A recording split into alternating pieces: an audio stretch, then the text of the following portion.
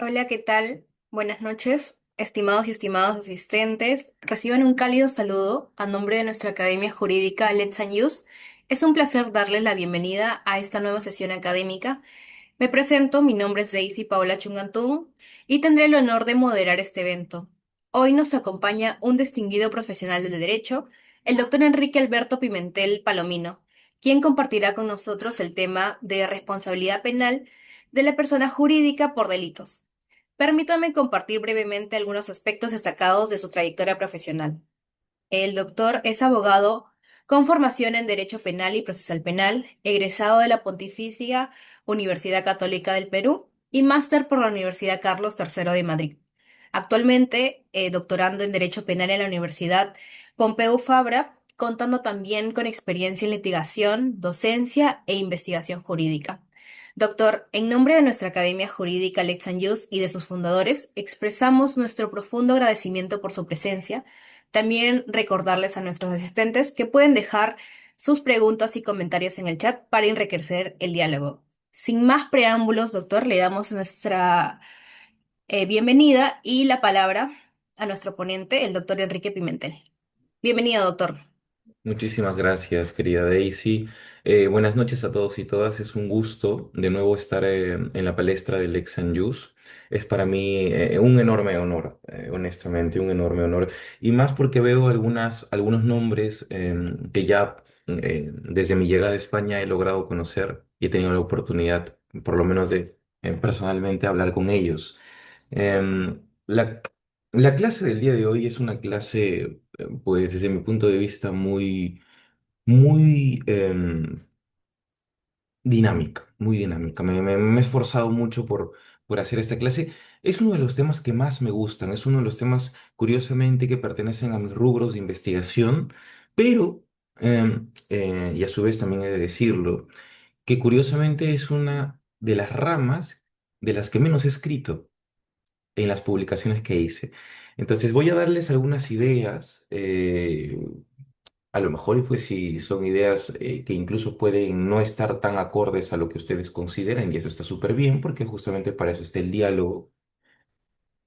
Si tuviesen alguna duda, pues ya creo que se sabe, ¿verdad? O sea, pueden con toda la confianza del mundo cortarme, levantar la manito. No sé si es que cuando presente la pantalla se siga viendo, pero si no, por favor, creo que ya está de más. Ya creo que todo el mundo, o por lo menos todos los que me conocen, saben que eso, además de que a mí me gusta, pues yo lo saludo y lo aplaudo, ¿no? A ver, permítanme. Vamos a presentar la pantalla. A ver.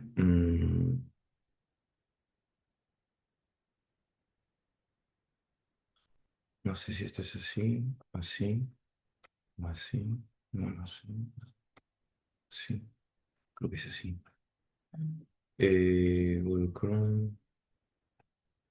A ver, me van a decir si se ve la pantalla. Sí, toda la pantalla, ventanas por ocultación. Yo no tengo idea de cómo se hace esto, pero a ver.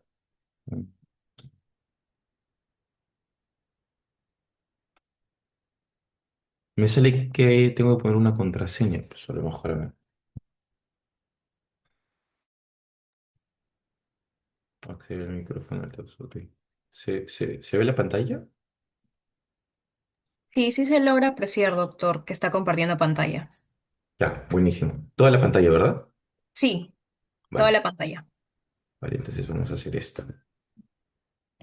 Gracias. Vamos a ver si funciona así, ¿no? Creo que más o menos por acá, a ver si lo pongo así. Ya, sí, creo que pues vamos bien. Si es que algo no se ve, por favor, coméntenmelo porque yo no puedo ver las manitos, no puedo ver los comentarios, pero Daisy, te agradecería que puedas ayudarme con eso, que ya sé que lo vas a hacer seguramente, pero igual no está de más darte una pequeña responsabilidad de deber de garante. Entonces Sí, vamos a continuar. doctor, no se preocupe. Con mucho gusto. Buenísimo, buenísimo. Igual, pues, si ustedes también, ya que son parte de la organización, si desearan preguntar algo, pues estén en la libertad de hacerlo, por favor. Bueno, el tema que se me ha delegado hoy día, y curiosamente, déjenme decirles que me he sentido muy honrado, no los conocía, no los conocía, a las personas que estaban dentro de este flyer, pero luego recibí muy buenos comentarios de estos jóvenes que desde mi punto de vista ya son el futuro del derecho penal peruano, ¿no? Hablo de los otros ponentes, no hablo definitivamente de mí, no hablo, pero hablo de los otros ponentes. Me ha gustado mucho porque, pues, varios de ellos, en algún momento seguramente me los he cruzado en algún lugar. Y si no, pues me encantaría conocerlos. Yo felicito mucho a Alex Just que esté apostando por el talento joven, ¿no? Hablo de ellos, no de mí, efectivamente, porque yo joven ya no soy, ni parezco, creo, ni la edad, y mucho menos la salud. Pero bueno, más allá de eso, pues quiero felicitarlos. El tema que se me ha delegado hoy día, a diferencia de los otros ponentes, es justamente la responsabilidad penal de las personas jurídicas. Creo que el título versaba como responsabilidad penal de las personas jurídicas por delitos, ¿no? Obvié eso porque es muy redundante, ¿eh? Es responsabilidad penal, ya tiene que ver con delitos, ¿no? Salvo pues hay alguna objeción con respecto a esto, ¿no? Entenderé que no, pero si no, pues igual. Entonces, lo que yo quiero mostrarles ahora, doctores, doctoras, estoy acá. Uy, uy, uy, uy, ¿qué pasó? ¿Qué pasó? Ahora sí. Básicamente son en esta hora, ¿cuánto tiempo tengo? Una hora y 15, hora y media, dos, más o menos para, para poder alternarme. Alrededor de una hora, doctor. Una hora. Bueno, va a ser complicado que termine, pero voy a tratar de sintetizar todo lo posible. Igual, sin perjuicio de que ustedes pregunten cuando esté hablando, por favor. Bueno, ya les voy adelantando algo. La teoría del delito. Doctor, disculpe, una hora y media, corrigiendo. Hora y Ah, media. la que ustedes consideren, no pasa nada. Igual si pues me cortan antes, normal. Tranqui. Em, les decía, la teoría del delito clásica, suele tener muchos problemas para poder hablar de una empresa que puede responder penalmente. De hecho, la pregunta es muy concisa en este punto, ¿no? ¿Puede una empresa responder penalmente? Pero yo no quiero hablar o no quiero responderlo desde un enfoque penal, porque el día de hoy es casi obvio que todo el mundo podría decir que sí. Pues ya le soy totalmente crítico y hasta un poco quizá no al nivel de un doctorando que a lo mejor se pensaría que ya de por sí esta pregunta cae por sí sola. Yo aún tengo dudas. Yo tengo dudas. No por un tema penal, no por un tema penal, ya por un tema filosófico, ¿no? Ya decía el profesor Adán Nieto, que ha escrito demasiado sobre derecho penal económico, escribió pues que al derecho penal o el derecho penal ama los hechos y odia las ficciones, ¿no? Y claro que odia las ficciones. El derecho penal tiene un principio, es un principio de la realidad, ¿no? Pues si un contrato, por ejemplo, puede llegar a ser inválido para el derecho penal, la formalidad no importa. El derecho penal tendrá que resolverlo de otros modos. Pues bajo esa lógica, yendo más bien por el lado contrario a lo que hace el profesor Adán Nieto, pues me entran serias dudas de que siendo la persona jurídica una ficción jurídica, em, pueda tener un aspecto de respuesta del derecho penal tradicional. Pero ya les voy adelantando que no, no. Es decir, el derecho penal tradicional no va a responder las cuestiones críticas de lo que hoy día se entiende por una empresa que resuelve o por lo menos que tiene incidencia dentro de un marco del ius puniendi del Estado. Dicho esto, la teoría del delito es importante porque de nada sirve hablar tanto de responsabilidad penal si al final no sabemos cómo vamos a llegar a ella. Y dentro de ellas, estas teorías clásicas de la bipartición y de la tripartición, pues son aspectos evidentemente que tienen serias dudas, que tienen serias dudas, sobre todo la tripartita. Ya no les voy a hablar de esta tetrapartita ni la pentapartita, ¿no? Sobre todo esta que desliga la acción como si fuese algo único. Esto de acá ya me parece insostenible, ¿no? ¿Cómo podemos hacer que una empresa tenga acción, por ejemplo, ¿no? Con lo cual, pues se suele hacer una actualmente teoría del delito que está más destinada a cómo puede responder dogmáticamente de manera penal una empresa. Y creo yo, aquí le digo creo entre comillas, pero en realidad es un, no me cabe dudas, que de todas las clásicas, la bipartita es la que sí te puede responder, por lo menos, con un sentido de cierta racionalidad. La tripartita no, la tetrapartita menos, y la pentapartita ni qué decir. Las teorías del delito nuevas, ¿no? Por ejemplo, la de mi maestro Jesús María Silva Sánchez, que suelen tener una teoría del delito un poco más distinta a través de la teoría de las normas, con lo cual yo les digo que me hubiera encantado hablar de esa teoría del delito enmarcada en la responsabilidad penal de la empresa, pero les digo, no puedo, porque todavía no lo entiendo del todo, entonces sería muy irresponsable. Sería naufragar en la mente de Silvia, ¿no? Y claro que es una mente oceánica, ¿no? Y yo personalmente no podría. Así que en 4 años, a lo mejor si Lex and Juice me invita de nuevo para hablar de esto, ya podría tener una idea un poco más silviana del caso, ¿no? Sin embargo, pues sí tengo una idea un poco más miriana del caso, por así decirlo, ¿no? De Santiago Mir, ¿no? En la que sí, pues el derecho penal puede responder, por lo menos de manera clásica, pero con muchos problemas, con muchos problemas. Y el primer problema que les planteo es, y si acá ustedes podrían darme alguna pequeña opinión, pues me encantaría escucharlos, ¿eh? No necesitan dar una opinión fundamentada. Es decir, estamos aquí en un lugar seguro, conmigo siempre estamos en un lugar seguro, no se preocupen por eso, pero quisiera escucharlos y quisiera que puedan responderme a la siguiente pregunta. Pues si quieren escribir, bien, si quieren hablar, mejor. ¿La persona jurídica tiene acción? ¿Sí o no? ¿Les cabe alguna duda quizá con respecto a eso? ¿Están seguros de que sí o de que no? ¿Mm? Ah, creo que puede haber. Hay un iPhone que dice sí. Juan Daniel nos dice sí. Nuestro amigo Pablo también nos dice sí. ¿Alguno de ustedes quisiera fundamentar por qué? Carlos Ruiz nos dice que no. Miren, Carlos Ruiz nos dice que no. No sé, alguno de ustedes quisiera fundamentar su respuesta. El que representa a la persona jurídica realiza la acción, nos dice iPhone. Ujú, ujú.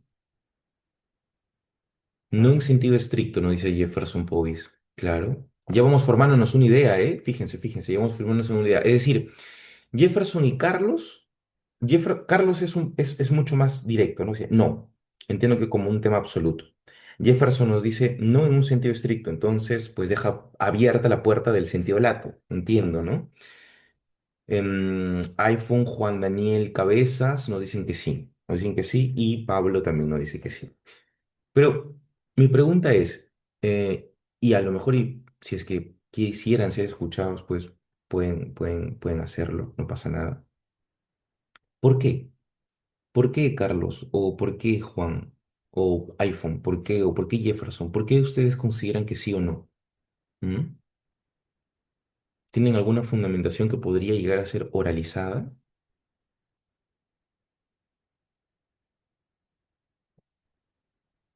No sé si es que los micros están permitidos para los intervinientes. Sí, sí se encuentran permitidos, doctor. Ah, Así vale. que anímense a poder oralizar sus respuestas, chicos. Sí, sí, Ok, Jefferson. Jefferson. Muy buenas noches, doctor. Bueno, yo considero de que no en sentido estricto, porque en sí, sobre la responsabilidad, en cuanto sobre la empresa, ellos no ejercen una acción como tal, sino es a través de los directivos, a través de las personas que prácticamente se representan en nombre de la empresa o de la persona jurídica. Y eso es Mm, lo que realizan en cuanto a la acción, ujú, y más en lo que he visto, es lo que viene siendo la ley 30.424, en sí la ujú, empresa no ejerce una acción, sino es ujú. sujeto pasivo de la acción penal. Vale. ¿Alguno de ustedes tiene otra duda? Pues ahí Jefferson ha dicho algo bien clave, ¿eh? No en un sentido estricto. Ya ahí tengo una idea que puedo yo soltar gracias a la explicación de Jefferson. Pues si no hay ninguna, muchas gracias, Jefferson, porque siempre alguien tiene que lanzar la piedra, ¿no? Ya después todo el mundo habla, estoy seguro que sí. Ojalá que sí, somos 30 conmigo 31. Pues Jefferson ha dicho algo muy curioso y dogmáticamente viable, y en realidad es lo que se suele hacer el día de hoy. No lo ha dicho directamente, pero sí de manera implícita. Este sentido estricto de la conducta lleva precedentemente a una pregunta mucho más importante. ¿Qué entendemos por acción? ¿Mm? ¿Qué es la acción? Y la acción no puede ser respondida desde un enfoque netamente penal. De hecho, la acción se responde desde enfoques netamente filosóficos. Claro, Silva, que tiene actualmente, desde mi punto de vista, la redacción más ostentosa y sostenible de la acción, pues indica que justamente una acción no puede ser, Pablo nos dice, nos da un buen ejemplo, acción, conducta, ¿no? Pero la acción como conducta realmente, o sea, ¿qué implica ahora la conducta, Pablo? ¿No? Y seguramente alguno podría decir comportamiento. ¿Qué implica el comportamiento? O sea, ¿qué es desde un sentido más descriptivo una acción? Y sobre todo, ¿qué entiende el derecho penal por acción? ¿Nos hemos preguntado esto? Pues normalmente en las universidades esto no se suele explicar de manera tan profunda, pero ya les digo, que la acción es el determinante para poder entender y comprender realmente cómo es que el sistema penal va a acceder desde el primer momento en el que se genera, por lo menos, un acto ejecutorio. Ahora, ¿qué cosa es lo que nos dice Silva y qué es lo que yo personalmente sí coincido totalmente con este punto? La acción no puede tener un enfoque naturalístico. La acción no puede tener un enfoque causalista. En pocas palabras, la acción no puede tener un sentido eh, ontológico. Mm. La acción tiene un sentido, y esto sigue con la idea de Roxin, valorativo, pero mucho más fuerte con la idea de Silva Sánchez, normativo, doctores y doctores. ¿Qué implica esto? Que cuando se habla de acción, evidentemente, estamos hablando de ruptura de algunas normas, evidentemente. Es más, justo estaba leyendo a la doctora Laura Zúñiga, peruana que enseña en Salamanca, vino hace poco el año pasado. Es este su libro, si lo pueden ver acá, ¿no? Este es su libro, el de la profesora Laura Zúñiga. Y ella decía, el Código Penal, y su libro es Fundamentos de la Responsabilidad Penal de las Personas Jurídicas, por si quieren tenerlo. ¿Y saben qué me impresionó? Que su prólogo es de Tiedemann, un alemán que es, o sea, es muy, muy, muy portentoso, ¿no? Y él decía, el Código Penal es una constitución negativa, ¿no? Brutal, ¿eh? Brutal. Es como si el Tribunal Constitucional se le llama, ¿no? El Congreso negativo, pues ella le dice, el Código Penal es una constitución negativa. Es que no me cabe dudas es que realmente decir eso, claro, desde una teoría del sistema de justicia estamos diciendo que la Constitución puede equipararse a un código, ¿no? Y no es así. Pero en un sentido valorativo es verdad. En un sentido social, el Código Penal es una constitución en negativo. Porque si la Constitución hace que se amplíen las libertades, justamente el Código Penal, no hablo de derecho penal, hablo del Código Penal. El Código Penal, y que claro, al final tiene relevancia en el derecho penal, efectivamente, pues hace lo contrario, nos prohíbe cosas, pero no nos prohíbe cosas desde un enfoque literal, a eso voy. El derecho penal nos prohíbe cosas desde un enfoque netamente normativo desde el mensaje de la norma. Y eso es diferente, eso es distinto. Es decir, nada más basta ver el artículo 106, que es el más sencillo de todos, supuestamente, que es el homicidio en el Código Penal, y más o menos reza así, ¿no? Eh, el que mata a otro será privado de libertad, ¿no? O tendrá una pena privativa de libertad no menor de 6 ni mayor de 20 si la memoria no me falla. Claro, no te está diciendo en ningún punto que no mates. Literalmente no te dice que mates, literalmente te dice el que mata a otro. Pero ¿qué se entiende del sentido normativo? No mates. Silva Sánchez, por tanto, indica, cuando se habla de una acción, vamos a hablar por lo menos de tres tipos de norma. por lo menos, en el sentido penal, de una norma prohibitiva, estas son conductas de acción. De una norma preceptiva, que es básicamente un mandato, te dice, oye, haz algo, y el derecho penal sí, también te dice, haz algo. Desde un enfoque de mensaje, no solo te dicen, no, no lo hagas. En un enfoque de mensaje también existe la posibilidad de que el derecho penal te diga, haz algo, y tú haces algo diferente. Esos son los delitos de omisión. Fíjense, esos son los delitos de omisión. No es un, oye, no hago nada y por eso cometo un delito de omisión. No, no, no. Es que no existe el no hacer nada. De hecho, siempre estamos haciendo algo. Siempre estamos haciendo algo. Si no hiciéramos algo o nos quedáramos completamente inmóviles, incluso estamos haciendo algo. Y si no, estamos muertos. Es que es así, es que es así. ¿M? Y los tipos o las normas permisivas, que básicamente regulan las causas de justificación que te permiten romper las normas preceptivas o normas omisivas pero justificadamente, ¿no? Entonces, si lo vemos desde esa lógica de una ruptura de un mandato y no desde un enfoque causalista, naturalista, naturalístico, en el que solamente sea acción la persona que se mueve, el profe Enrique que está hablando, que mueve los brazos, que trata de decir las cosas como son, o netamente, si es que me quedo así, sin decir nada, quedar inmóvil, ¿eso no es acción? No, ya no. Ese enfoque ha sido superado desde 1930. Desde 1930, con Bean, perdón, con Von Belling, discúlpenme. Entonces esto ya ha sido superado, pero bueno, en fin, ¿a qué voy con esto?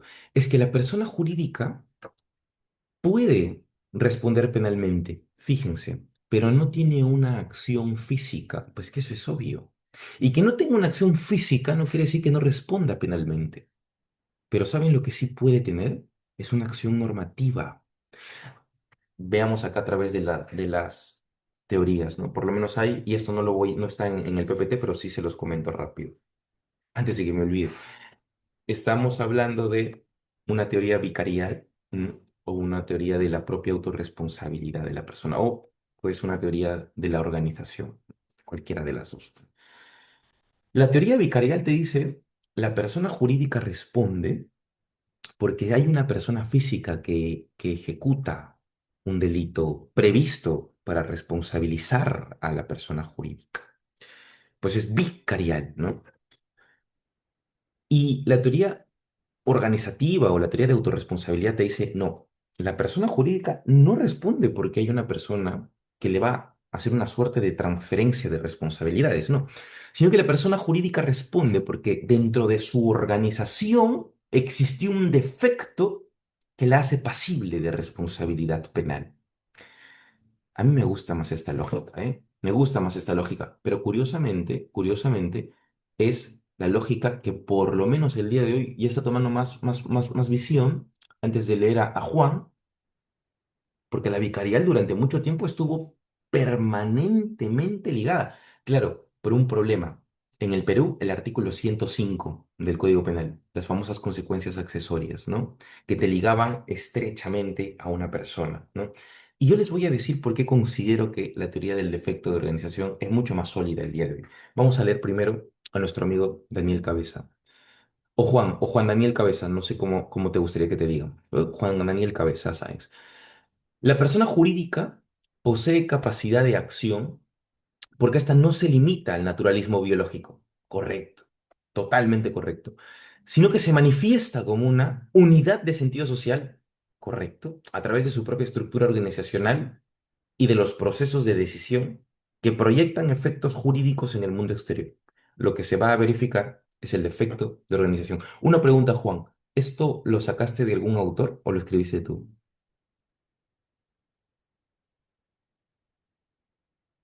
Porque literalmente has resumido todo lo que acabo de decir. Es impresionante, ¿no? No sé si es de algún autor en específico, pero sí, en efecto, lo que dice el señor Daniel Cabeza es totalmente viable, ¿no? Ahora, ¿qué pasa con el defecto de organización, ¿no? ¿Por qué un defecto de organización puede llegar a ser o puede ser pasible de responsabilizar a una empresa?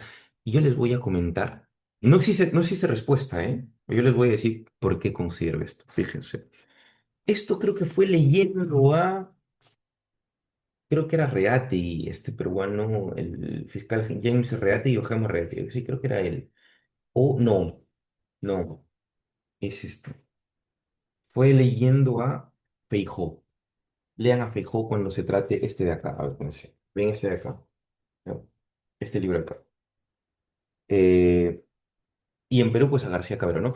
Pero a Feijó en este punto, ¿no? Y él tiene una respuesta muy sólida que yo creo que justamente por eso va con el defecto de organización, ¿no? Solamente para dejarlo claro. Él dice, las personas físicas, o sea, nosotros, ¿no?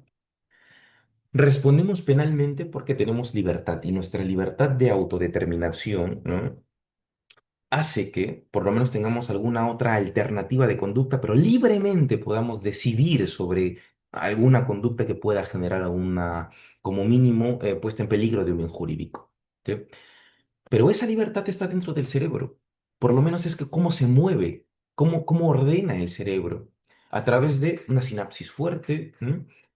El cerebro es el que determina a través del centro cerebral o centro neuronal al centro sensor para que el centro motor del cuerpo pueda ejecutar movimientos, por lo menos físicos. ¿Eh? Claro, esto lo que dice, o sea, perdón, lo que dice Fijo lo asemeja a una empresa. Dice, pues una empresa es lo mismo. Cuando hablamos de una empresa, estamos hablando de una organización y es muy parecida al cerebro humano, en la que existen ya no movimientos corporales individuales, sino movimientos organizativos. Y por esa razón, a la empresa también se le debe sancionar de manera penal. A mí me gusta mucho ese símil, ¿eh? Pues a lo mejor tiene algunos defectos, pero me encanta porque es que es verdad. Es que el cerebro humano tiene tantos movimientos y que determinan la libertad al final y al cabo, y lo mismo una empresa. Solo que en este caso no vemos un cerebro, vemos una organización. Y pues me gusta mucho esa idea. En fin, si nosotros entendemos que la empresa no tiene acción desde un punto de vista físico, entonces se hace más complicado a través de la teoría del delito decir que la empresa puede tener o puede cometer un delito. Con lo cual, existen ya autores y muy buenos, por ejemplo, el profesor Jacobo Dopico. Jacobo Dopico indica, pues la empresa no tiene acción, pero sí puede responder penalmente. Es decir, la empresa no tiene acción, pero responde penalmente, ¿no? Em, sí, pues la suscribo hasta cierto punto, digo, hasta cierto punto, ¿no? Pero si hablamos de un defecto de organización que termina rompiendo, evidentemente, normas, ¿no? Desde la teoría de las normas, la lógica podría ser, pues la empresa sí tiene acción y por tanto también puede responder penalmente, ¿no? En todo caso, será el enfoque de acción que se le dé a la empresa, ¿no? Y eso literalmente acabo de pensarlo ahora en voz alta con ustedes, así que les agradezco porque me acaban de dar otra idea que yo tenía por sentado, que la empresa no tenía acción, pero acabo de pensarlo ahora. Y creo que bajo esa lógica sí podría tranquilamente alegarse que sí tiene acción, pero igual, ¿no? El gran grueso de autores suele indicar que la empresa no tiene una acción, pero sí responsabilidad penal, ¿no? Mm, Yo pienso que es que tomamos por sentado el concepto de acción. Primero tendríamos que comprender cuál es el sentido de la acción, ¿no? Para poder nosotros recién ahí a preguntarnos si es que puede responder o no penalmente, ¿no? Si decimos que no tiene acción en un sentido estricto, se hace complicado que una empresa pueda ser sancionada penalmente, porque la teoría del delito es un sistema que reúne elementos mínimos comunes a un grupo o a todo grupo de delitos, por lo menos, ¿no? em, Dentro de un modelo de Estado. Al ser un sistema, es ordenado, es una ruta metodológica. ¿Cómo podríamos decir que una o algo, desde un enfoque penal puro y duro, no puede tener acción? Pues en puridad ya no respondería, ¿no? Entonces creo que aquí el reto está en determinar cómo es que el derecho penal contemporáneo comprende a la acción.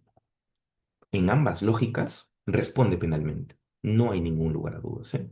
No hay. Claro que sí, Renato Gabriel. Por supuesto, Renato, ni siquiera necesitas preguntarlo, por favor. Por favor. Te escuchamos. Sí, sí, sí, claro, claro, claro. Prende tu micrófono, ¿eh? No, no, normal. Noches, ¿qué tal, profesor? ¿Cómo está, Hola, Renato. doctor? Disculpe, mire, quien le habla se llama Renato Gabriel. Lo sigo bastante, la verdad. Me gustan las disertaciones que hace a respecto bueno, de este tema personalmente, ¿no?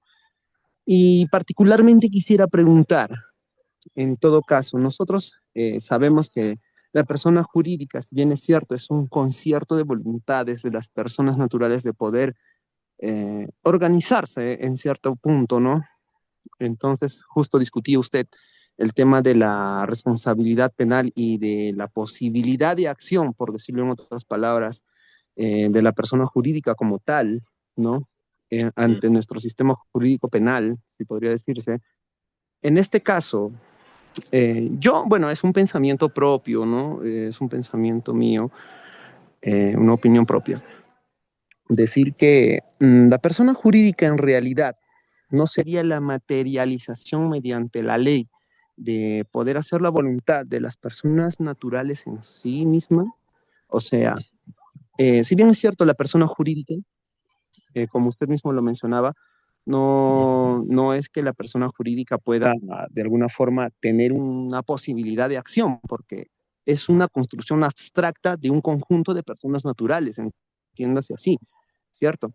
mm, En ese caso, la persona jurídica realmente tendría posibilidad de acción teniendo en cuenta lo que usted acaba de explicar y además teniendo en cuenta que nosotros como personas naturales, al constituir una persona jurídica, si bien es cierto, ¿no? Es un concierto de voluntades, como ya lo mencionaba, no sería más bien una materialización de la persona natural, por lo tanto, la responsabilidad material de una persona jurídica no se podría al mismo tiempo, valga la redundancia, ¿no? Materializar a través de la persona natural y así hacer responsable, por ejemplo, a la persona natural en sí misma por la responsabilidad de la persona jurídica, profesor? Esa es ujú, mi pregunta. ujú. Una pregunta, Gabriel. ¿Dónde estás tú ahora? Me suena tu nombre. ¿Tú estás en Lima? Por si acaso, antes de responderte. Perdón, profesor, no, disculpe, estoy en mi casa, yo vivo en Ayacucho, Ah, en la Ayacucho. ciudad de Huanta. Sí, sí, Perfecto. Ah, sí. Ayacucho, Ayacucho, qué bueno. Pero me pareció muy Ayacuchano. interesante su disertación porque, Ya, ayacuchano igual que sí, yo, entonces, qué algo bueno. Bueno, te contesto. sí. No, no. No por muchas razones. Desde el enfoque constitucional, primero, ¿sí? Tú sabes que el derecho penal tiene principios, ¿no? Y dentro de los tres principios más grandes está el principio de proporcionalidad, que a su vez deriva en el principio de mínima intervención, ¿no? Si de por sí, fíjate, ¿ah? Fíjate, de por sí, el propio derecho mercantil o en todo caso el derecho corporativo ya separa responsabilidades desde un velo societario, ¿no? Sería incompatible que el propio derecho penal responsabilice a las personas. Ahora, la siguiente pregunta es, ¿qué tipo de personas? ¿Qué tipo de personas, Gabriel? Estamos hablando de empresas y de tipos de empresas. Es decir, aquí las empresas en el derecho penal no son iguales a las empresas en la Ley General de Sociedades, por si acaso. En la General de Sociedades tenemos una amalgama de tipos de sociedades o tipos de empresas según su estructura, la cantidad de miembros, las participaciones, ¿no? Pero en el derecho penal, por lo menos estamos hablando de tres, ¿no? Estructuras mucho más internacionales, estructuras un poco más medianas, por así decirlo, para no complicarnos tanto, y estructuras más pequeñas, ¿no? Estas cositas como empresas familiares o las SRLs, ¿no? Pero no son las estructuras tradicionales del derecho corporativo. Lo que quiero decir es que al ser una persona jurídica, en todo caso, la agrupación de personas, del todo no es que sea la voluntad de estas personas, ¿no? A ver, te digo, si todos somos socios en una empresa que tiene como máximo, o bueno, no tiene como máximo, sino que debe ser una empresa de sociedad abierta, que me parece que antes era como mínimo 700 a más socios, ¿no? O participaciones. Yo no creo que los 700 estén de acuerdo con algo. De hecho, los socios terminan generando y recibiendo sus propios ingresos y sus propias utilidades, si es que queremos llamarlo así, porque no soy mercantilista, así que acá sí pido disculpas si es que soy muy inexacto, pero no termina siendo una voluntad general. En todo caso, sería una suerte de voluntad mayoritaria, Gabriel, con lo cual es incompatible que nosotros, ante este tipo de situaciones, responsabilicemos a las personas. Y fíjate, te voy comentando algo. Las decisiones se hacen en asambleas. Las ejecuciones se derivan a los directorios y ellos van a los órganos a los órganos técnicos que pueden evaluar esto y de ahí recién a los órganos ejecutores. Si tú te das cuenta, no solamente estamos hablando de un grupo que se reúne para hacer una pequeña empresa. Este grupo que se reúne también liga dentro del seno de esa organización a personas que no pertenecen a esa voluntad que tú bien identificas. Y hablamos de los trabajadores. Y te pregunto algo, en ese caso, si vamos a sancionar a los propios socios a través de conductas de los ejecutores, dejando de lado el intermedio de la empresa, ¿no te parece que rompería el principio de culpabilidad? Se pregunto. Profesor, disculpe respecto a la pregunta. Muy interesante. Es verdad que, si bien es cierto, no todas las personas serían responsables del actuar de la persona jurídica en sí misma, ¿no? Y justo acaba de mencionarlo usted mismo, ¿no? Refiriéndose al término de ejecutores. En todo caso, entiéndase de la acción. eh, eh, bueno, en ese caso yo siento, y qué bueno que la legislación en todo caso lo haya visto de esta manera, ¿no? En que no toda la, eh, no toda el conjunto de personas y el concierto de voluntades de la misma persona jurídica y todos los integrantes de la misma persona jurídica sean los responsables, y justo hablando de la culpabilidad que define, digámoslo así, ¿no? En, ¿cómo podría explicarlo? A ver, en, en la comisión de un delito, digámoslo así, que cada persona tenga, por ejemplo, un rol y demás elementos, este, tenga que concurrir necesariamente a que la persona jurídica, al ser responsable de, entre comillas, digamos, una acción, responsabilice a todos los integrantes de la misma. Sin embargo, por el sentido mismo común de la, bueno, por el sentido común, por así decirlo, la persona jurídica es responsable, y yo siento que los ejecutores de la acción como tal, deberían de ser los responsables, y yo creo que es verdad. Es que Y son yo, responsables, es que son ajá, responsables son también. responsables, sí, en Claro, son efecto. responsables. Son Sí, sí, responsables sí. porque son los que están ejecutando la acción punible, en este caso, de la responsabilidad de la persona jurídica. Y es muy cierto eso. Sí, sí, sí, son Eh, responsables, pero eso no excluye que la ajá, responsabilidad de la persona jurídica sea inexistente, Gabriel. De hecho, el día de hoy, o sea, en pleno año 2026, con empresas tan estructuradas, es que no vas a encontrar al propio ejecutor, no lo vas a identificar. Las empresas son tan grandes, y eso es lo bonito del derecho penal empresarial. Aquí no estamos hablando de una persona, para todos y para todas, que seguramente ya lo saben. Estamos hablando de empresas, y dentro de las empresas hay problemas enormes, dentro del enfoque penal, ¿no? Por ejemplo, podríamos decir, una empresa puede ser partícipe de otra empresa, una empresa puede ser autora mediata de otra empresa, podría existir una suerte de aparatos organizados de poder entre empresas, como ¿cómo se llaman estas? Estos grupos empresariales, ¿no? Eh, pues todas esas dudas ¿m? Caben para responsabilizar a la persona jurídica, ya no a la persona física. De hecho, Gabriel, ¿qué pasa si no encontramos a este ejecutor? Que no lo vamos a encontrar. ¿Qué sí, pasa si el ejecutor se muere? claro.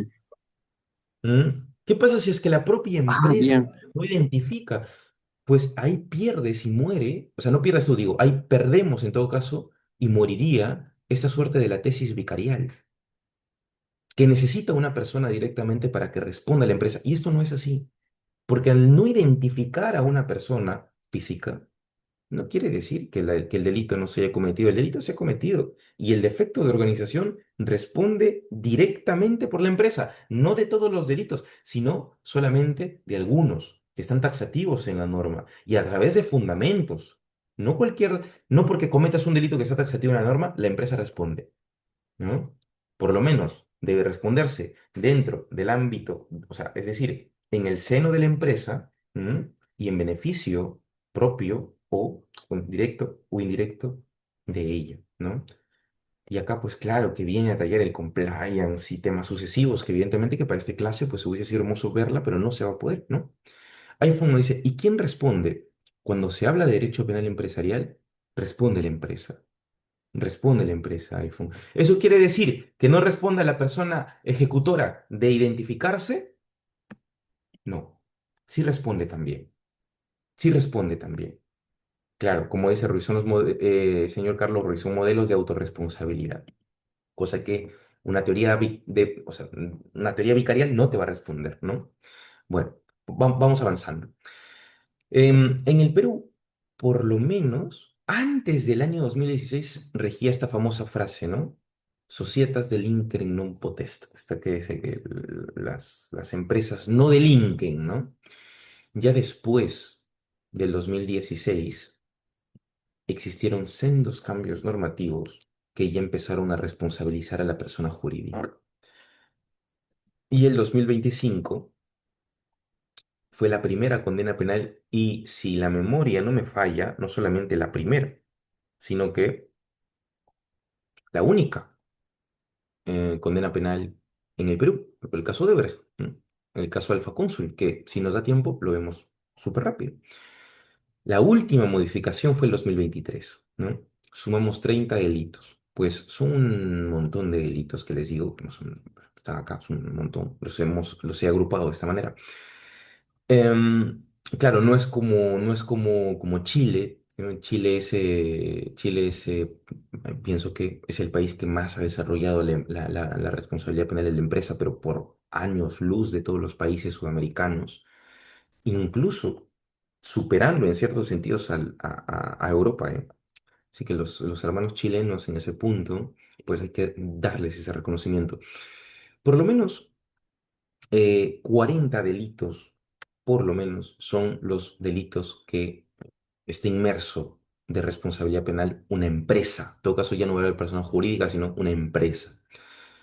Y son, en su gran mayoría, delitos de corrupción, delitos de terrorismo, delitos contra la dignidad, ¿m? Delitos tributarios, delitos contra el ambiente, ciberdelitos o delitos informáticos que no son lo mismo, no son lo mismo, ojo, delitos, uy, ¿qué pasó? Contra la propiedad intelectual, ¿m? Organización criminal, minerías, ¿no? Que son básicamente ambientales, y drogas, ¿m? Y drogas. Em, por lo menos estos delitos, ¿no? Ya les voy adelantando que, a pesar de que son varios, son insuficientes todavía. España agrega uno más que aquí no está, ¿no? O sea, dentro de todos los que tiene, hay uno que no está acá que a mí me llamó mucho la atención cuando estaba estudiando ahí España. En España, justamente se discutió esto en el máster, no fue en el doctorado, fue en el máster. Tiene un delito de acoso sexual. ¿M? Quiero que recuerden esto porque les voy a preguntar algo. Si me responden correctamente, digamos, a esa pregunta que les voy a hacer después, yo les regalo un libro en PDF, un libro actualizado, o sea, de este año. O, pues muy bueno. Si no es de este año, del año pasado, pero muy bueno. Así que atentos, porque eso es una pregunta que a mí me ha surgido, ¿eh? Fíjense, ¿cuál es el fundamento para que una persona jurídica responda penalmente? Pues el fundamento es muy sencillo. Em, lo que antes era inviable, pues el día de hoy no puede estar cerrado, no puede estar tapado. Y claro que el derecho penal ha subido varias velocidades y que necesitamos afrontar esa criminalidad desde una organización, desde una criminalidad empresarial. No podemos netamente dirigirnos a las cabezas. ¿Cómo podríamos hacer eso? Pues además de ser injusto, sería tonto, ¿no? Porque después de haber pasado tanto tiempo tratando de responsabilizar a las cabezas, lo que después surgió es, bueno, además de eso, hay que responsabilizar a toda la organización. Y eso no quiere decir que responsabilices a cada personita, sino que vas a responsabilizar a este grupo ficticio. ¿M? Claro, estamos hablando de empresas evidentemente legales, en formalidad.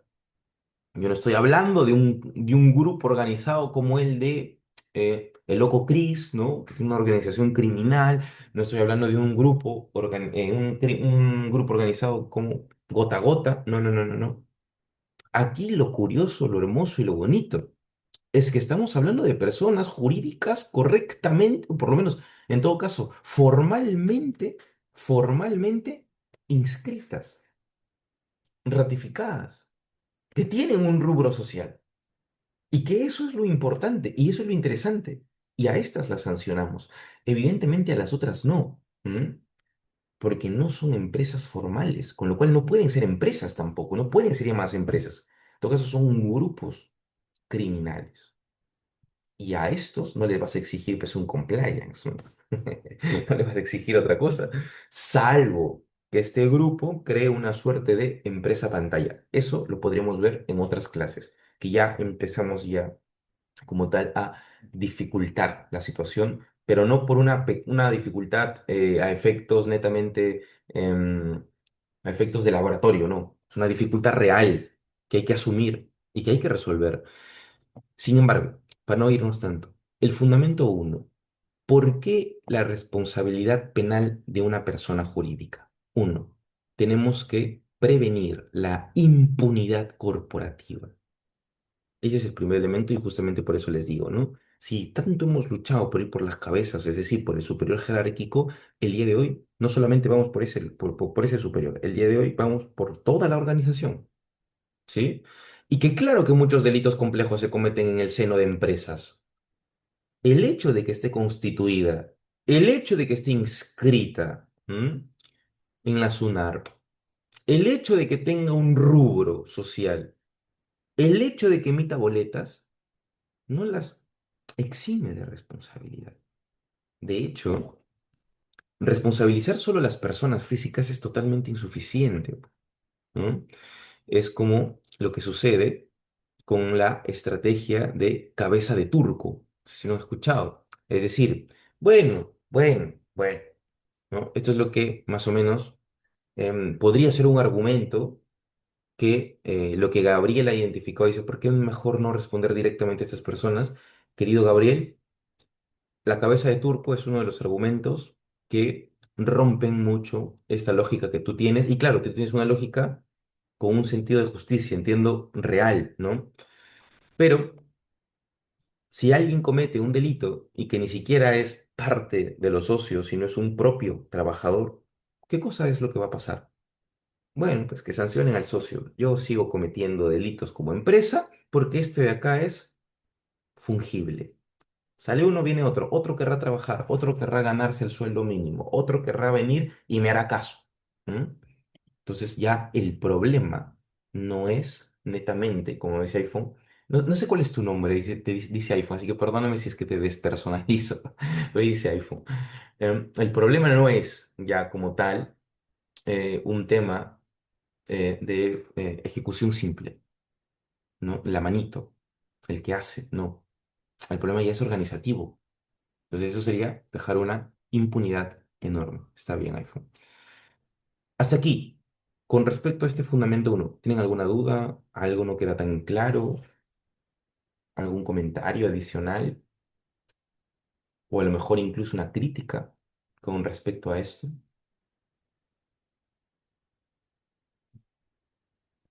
¿Mm? Vale. Pues hay una duda que sí se me ha planteado. Para evitar esta impunidad corporativa, ¿por qué no hablamos de una responsabilidad administrativa? Esa respuesta está en el texto de Laura Zúñiga. Permíteme. Fíjate, decir que la responsabilidad administrativa basta para poder decir, oye, pero la impunidad corporativa puede ser resuelta por la administración pública, es decir, que el derecho penal solamente es pena, es decir, sanciones, ¿no? ¿Por qué? Porque ¿cuál es el común o el grueso de una responsabilidad penal de la persona jurídica? Si no es la multa, que lo es, una suerte de, en todo caso, disolución de la empresa, ¿no? O sea, una liquidación sería, es cosa curiosa porque es como una suerte de pena de muerte, ¿eh? Hay pena de muerte, hay que liquidar la empresa, hay que disolverla, con lo cual se puede defender que eso sería inconstitucional, ¿no? En fin, ya cosas locas que les digo, ¿no? Pero no, no es lo mismo, porque el derecho penal no solamente es consecuencia jurídica, el derecho penal también es supuesto de hecho. Y de hecho, el derecho penal no es ex post el día de hoy, el derecho penal es ex ante.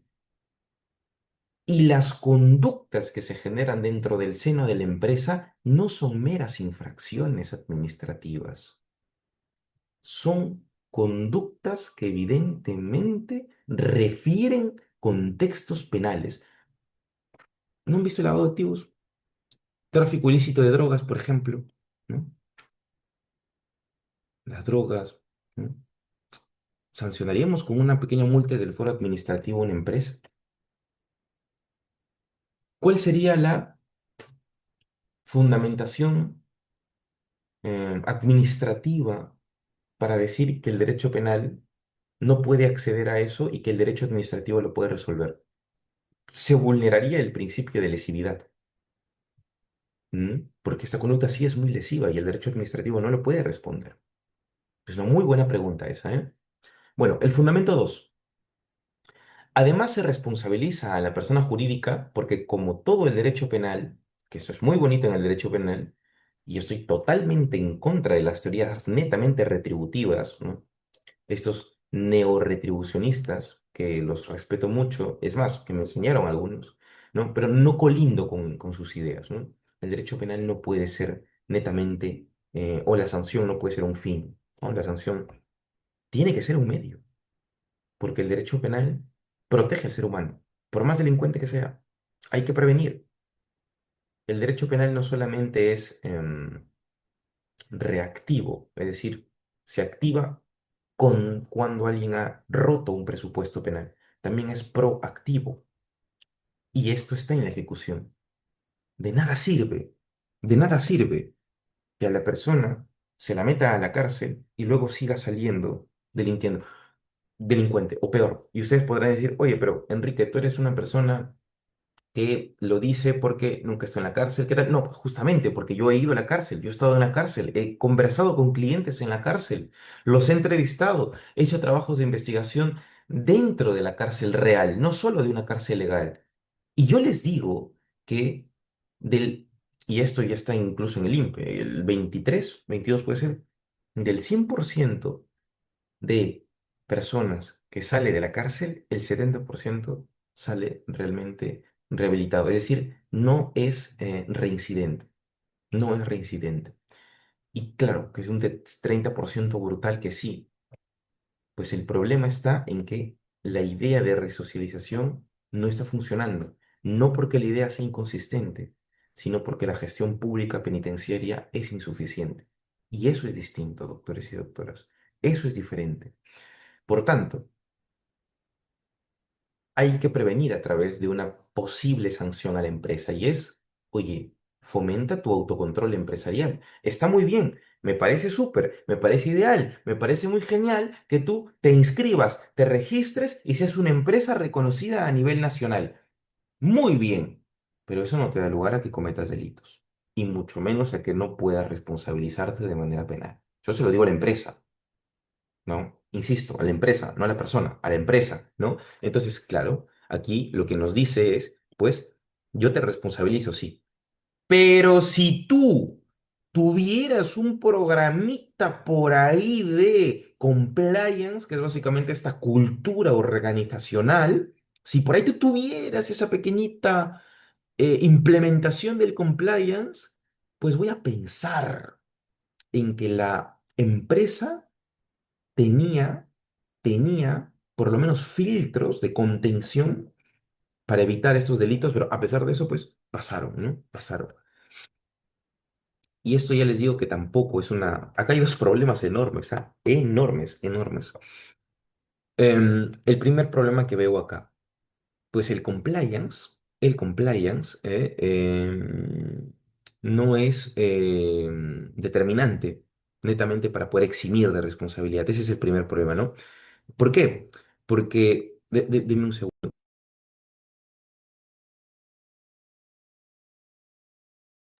muchas gracias. Perdónenme, mi perrita, que es mi cachorrita, no sé por qué, pero cuando duerme suele tener pesadillas, ¿no? La adopté en la calle, por si acaso. No la he comprado, ¿no? Entonces, bueno, estaba como que durmiendo y teniendo pesadillas. Ya la levanté. Entonces sigo. Em, Les decía, el primer problema es que un compliance no te determina automáticamente una cultura de cumplimiento, ¿no? Y hay tipos de compliance. Si es un compliance bueno, perfecto, ¿no? Pero también puede ser un compliance deficiente o insuficiente o parcial o aparente. Y esto pues ya no es un compliance real. Ese es el primer problema que veo. Es decir, además de que es un compliance que puede tener defectos em, y no es suficiente, ¿no? Algunos autores suelen decir, fíjense, y yo estoy totalmente en contra de esto, totalmente, y me van a entender por qué. Em, no es, dicen, ¿no? La solución es que sean certificaciones. No sé si ustedes alguna vez han escuchado de las certificaciones, las famosos ISOs, ¿no? ISO 9001, ¿no? Estas cosas. Y los ISOs de los compliance. No, dije el número solo por referencia, ¿eh? Hay un montón de ISOs, ¿no? Las certificaciones que te dicen, bueno, este programa de cumplimiento está muy bien, ¿no? Y que incluso ya tiene un vínculo directo con la SBS, la Superintendencia de Banco y Seguros, ¿no? Que ya estamos hablando netamente de algo mucho más certificado y formal, ¿no? Y dicen, si tiene esta certificación, tu empresa nunca va a ser responsable. Es falso. Eso es falso. Aquí hay que tener, yo pienso, efectivamente, no me caben dudas, ¿eh? No me caben dudas, que hay que tener jueces que tengan la capacidad para poder identificar cuándo ese compliance es realmente bueno y cuándo no, ¿no? Por más certificaciones que tenga. Es decir, la certificación es un medio de prueba como tal, pero la decisión final la determina el juez, no un certificado, ¿no? Y acá llegamos incluso a un problema que es evidente y que no podemos negar. Las empresas que tienen mucho dinero pueden comprar certificaciones y eso no hace que no cometan delitos. Ese es el segundo problema, ¿no? Además de que, evidentemente, volviendo al primero, pues el compliance no es una exigencia real, legal, obligatoria para la norma. Em, claro, Pablo, claro, el certificado se puede comprar. Entonces, ¿qué pasa cuando compras el certificado? Digamos, o sea, todas las empresas que tienen mucho dinero podrían comprarlas. Pero eso no hace, pues, que tengan un compliance estrictamente dirigido a un programa de cumplimiento de esa propia empresa. De hecho, el día de hoy, incluso existen esos famosos modelos de compliance que son chancados, ¿no? Ah, bueno, pues le pongo lo mismo, le cambio de nombre, le pongo en unas cosas más, ¿no? Ya, pues eso es insuficiente, pues. Eso es insuficiente. Eso es insuficiente. Y esa es la razón por la cual ustedes busquen en Internet, van a encontrar, si no ninguno, algún modelito a lo más, pero ninguno de una empresa va a mostrar su propio programa de cumplimiento, o sea, su compliance. ¿Por qué? Porque además de que son costosísimos, claro, son muy personales. Personales en un sentido de agrupación, son de la empresa. La empresa no puede compartir esto. ¿Mm? Pero hay que fomentar en todo caso el autocontrol, no porque exista un compliance que se exija legalmente, no porque se pueda comprar a través de empresas que tengan mucho dinero, no. Fomentar el autocontrol es la famosa o el famoso principio de la de la no regulación regulada, ¿no? O la propia autorregulación. Es decir, una empresa debe regularse por sí sola. Y es de hecho lo que hace, y lo que la hace autónoma e independiente de cualquier otro grupo minoritario o mayoritario dentro de la empresa. Y fomentar el autocontrol justamente implica algo más allá de lo formal, de meras certificaciones. Implica un programa, una cultura de cumplimiento organizacional que hace que la empresa ya no te vaya a cometer delitos. Y este cambio de mentalidad, como le decía James Reatey, pues sí es efectivo, ¿no? Sí es efectivo. Ahora, ¿cuál es el problema? Que falta muchísimo, ¿no? Claro, acá tú tienes, evidentemente, tu propio compliance officer, es decir, tu propio o tu propio equipo, ¿no? de compliance officer, que evidentemente tiene que estar ahí supervisando, vigilando, viendo cuáles son las fugas, qué tal y qué cual, ¿no? Claro, eso desde un enfoque de vigilancia, pero de nada sirve que exista vigilancia, vigilancia, vigilancia, vigilancia, vigilancia, si los propios miembros de la organización no son conscientes de una cultura organizacional, ¿m? La buena cultura corporativa, como le suelen decir, ¿no? Es decir, una cultura ética, ¿no? Un control interno, una autorregulación no regulada, en todo caso, ¿no? Tercero, para proteger eficazmente los bienes jurídicos colectivos, ¿no? Esto ya casi no hay mucho que tocar acá porque normalmente las empresas suelen cometer delitos que tienen que ver con bienes jurídicos o, si no colectivos, difusos, ¿no? Que es diferente. Los bienes jurídicos colectivos le pertenecen a grupos determinados. En cambio, los bienes jurídicos difusos a un grupo determinable. O sea, a todos, a todos. Y claro, pues, el principal bien jurídico que suele protegerse en el derecho penal económico o el derecho penal em, empresarial que está dentro del derecho penal económico es este famoso orden socioeconómico. Es un bien jurídico difuso, le pertenece a todos. Este orden socioeconómico constitucional tiene que respetarse y las empresas no pueden romper ello, no pueden romper ello, ¿sí? Por tanto, incluso respecto a eso, ¿no? Y respondiendo a unas preguntas anteriores, las sanciones administrativas no llegan a ser suficientes ante estos impactos con efectos penales que son desastrosos, que el derecho administrativo podría responder, pero de manera insuficiente. Y el último, que es la adaptación a la sociedad de riesgo. Claro que hay que sancionar a las personas jurídicas, porque ellas pertenecen, desde un enfoque roxiniano, a una estructura que pertenece a su vez a una sociedad de riesgos. Y esto puede permitir realizar o facilitar o promover o generar delitos complejos, que evidentemente no va a ser suficiente, pues, con un supuesto de riesgo aumentado o riesgo prohibido de solo una personita, o dos, o tres, o cuatro. Estamos hablando de empresas, y a estas hay que sancionarlas también por ese lado, ¿no? Ya esto no lo vamos a tocar porque justamente ya lo hemos visto, ¿no? No se sanciona una ficción, sino una realidad organizativa. O sea, yo, pues, insisto, la teoría vicarial no me llama mucho la atención, sino más bien la teoría de defecto de organización. Y esto puede dañar gravemente a la sociedad. Por tanto, la responsabilidad es autónoma, ¿eh? Pero eso no podemos negarlo, ¿eh? No podemos negarlo que esta responsabilidad autónoma nace de una conducta humana. Eso no se puede negar.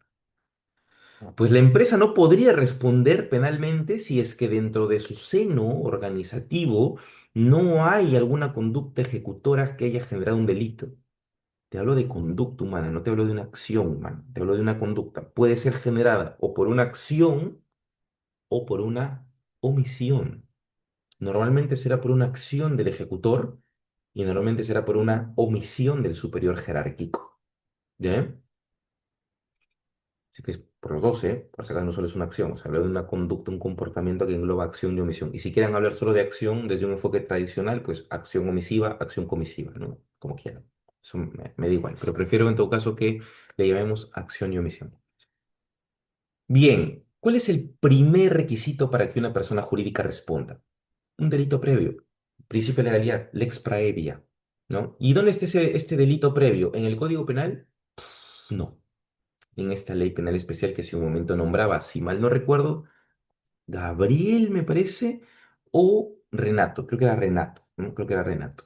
La ley, eh, esta de acá, 30.424 es creo, ¿no? Esta de acá, siempre olvido su nombre. Ya, esa es la que emplea, esta no es. Sí, 3424, exacto, esta, que contiene esta norma general, ¿no? Ese es lo primero, ¿sí? Y la existencia de un delito previo, que es esta lex previa, debe haber un delito expreso, en este caso, pues es una norma penal, es un régimen penal especial. No me vayan a decir que esta norma es una norma administrativa. No, no lo es, no lo es. El título literalmente dice responsabilidad administrativa de las personas jurídicas, ¿no? Pero el contenido es penal. Cuando yo llevé derecho administrativo, tuve la gran oportunidad en el pregrado de que me enseñara la profesora Yaneiri Boyer.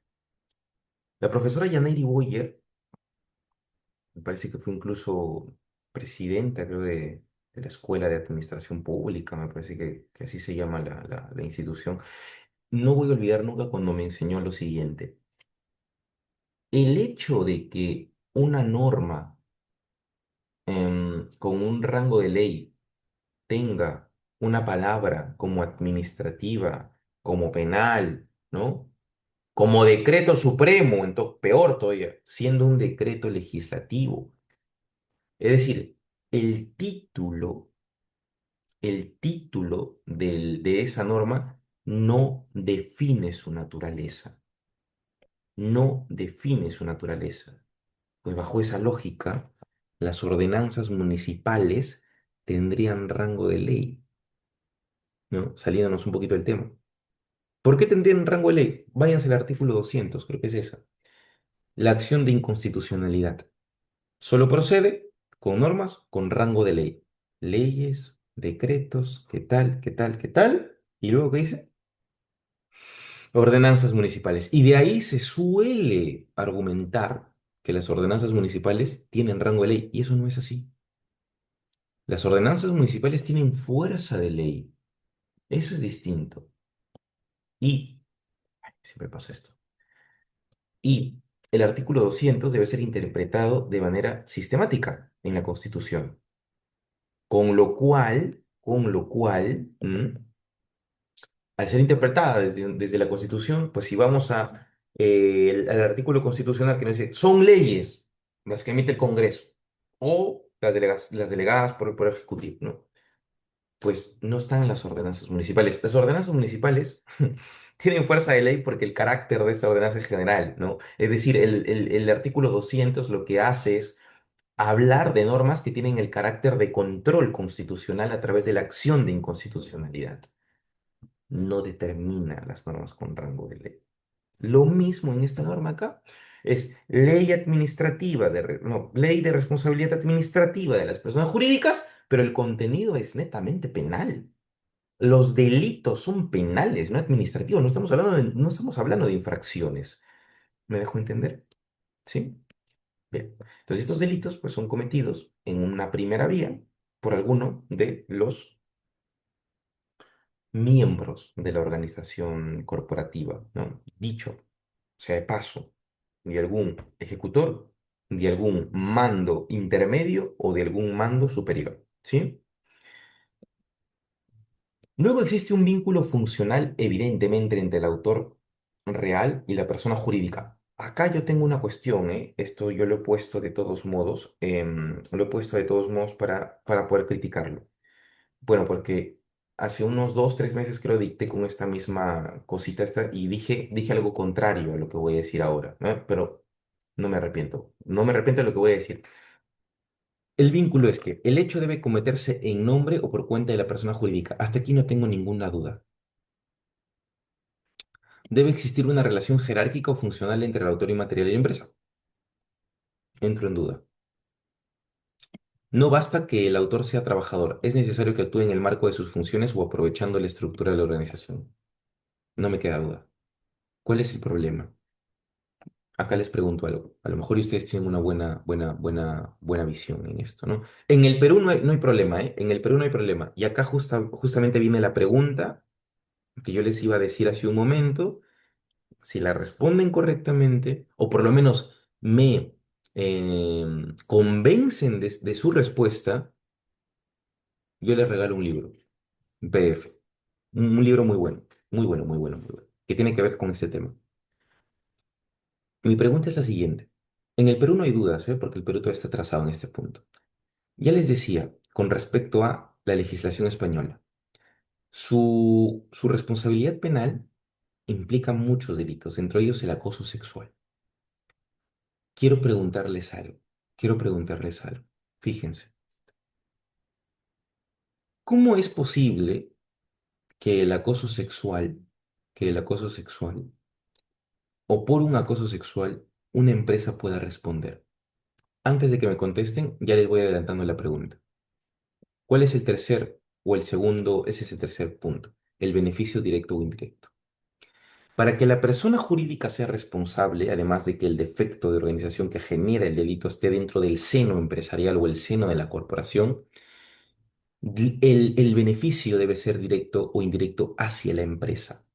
Esto no evita en ningún punto que no haya un beneficio simultáneo, es decir, pues yo voy a corromper a un funcionario para que me dé la buena pro de algo, pero a la vez, pues, se generó beneficio a esta empresita, ¿no? En la que yo actúo en su nombre, ¿no?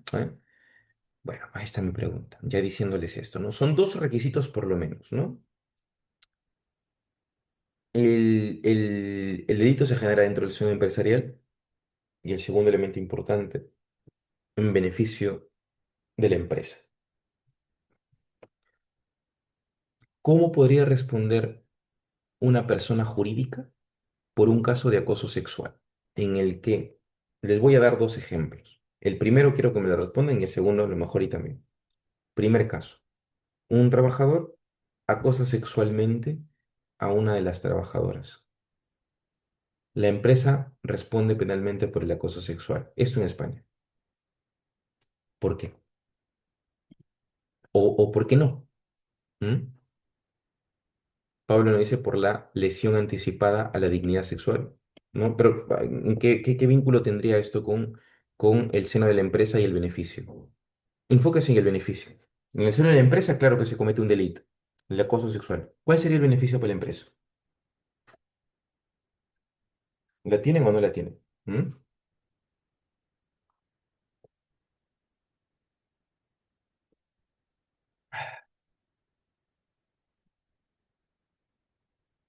Pues estas cositas a mí me gustan hablarlas porque no me gusta repetir lo mismo en las clases. Ya me van a ir conociendo, incluso voy a hablar del mismo tema en una segunda oportunidad o tercera.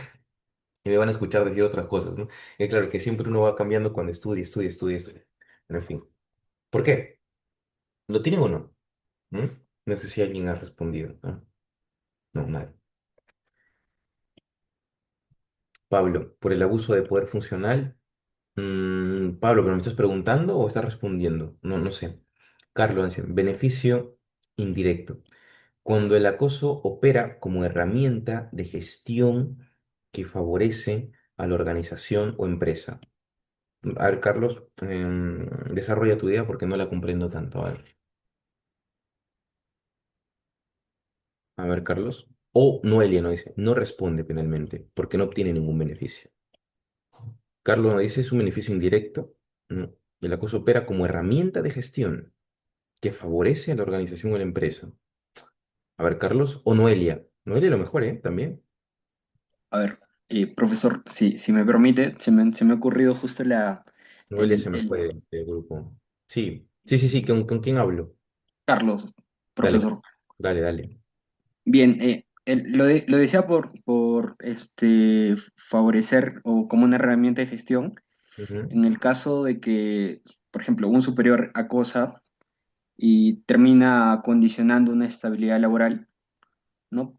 Buscando que la víctima de alguna manera ceda a este acoso para no perder el puesto, pues la empresa gana indirectamente porque está reteniendo mano de obra, ¿no? Al menos yo lo veo así. Pero, espérate, pon el ejemplo de nuevo, no lo entendí, mil disculpas. Mi TDAH hizo que no te comprenda lo último. Es mi culpa. ¿El ejemplo cuál era?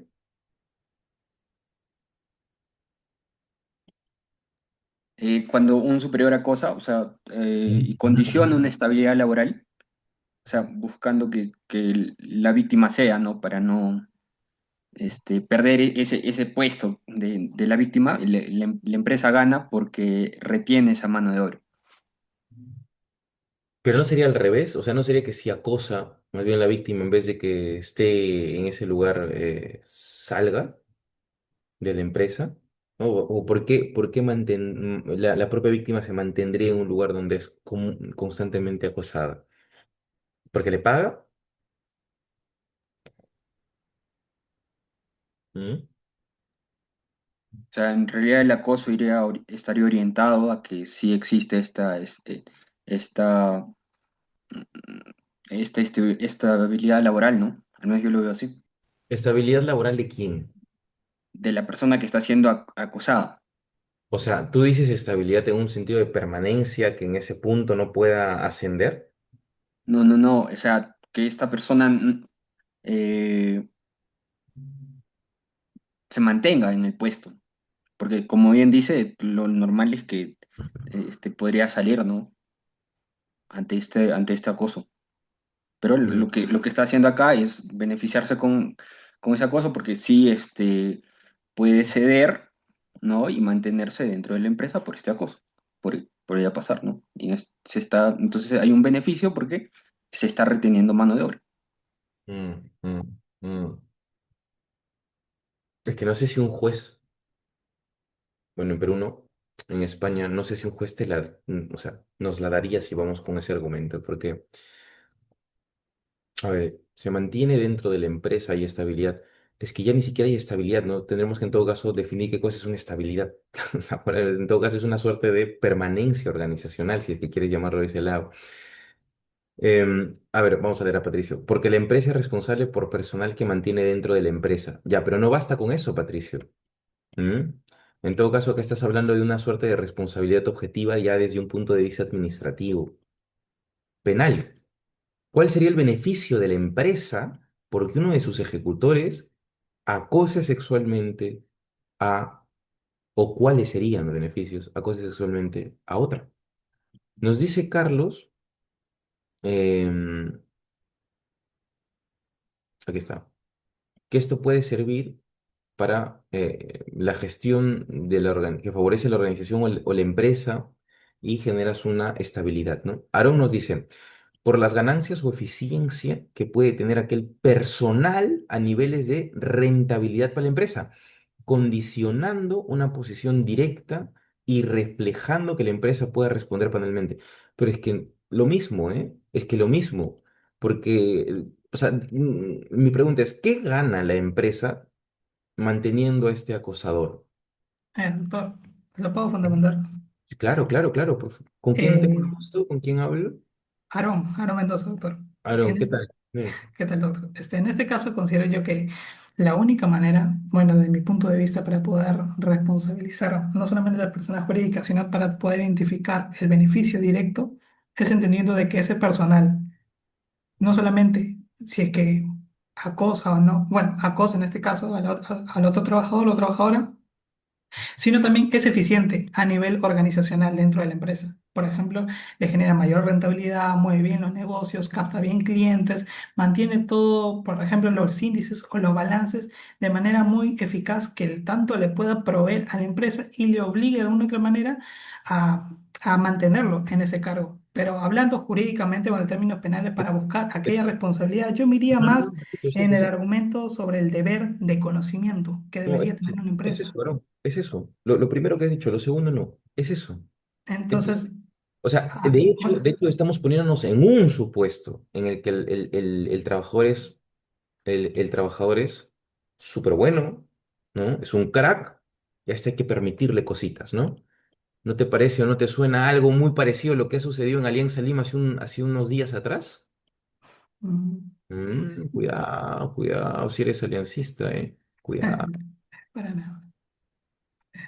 Sí, ese es uno de los ejemplos. Estás súper cerca al Pero yo libro. creo, doctor, para culminar, yo creo que sí se debería ir por los deberes de conocimiento. ¿Por qué?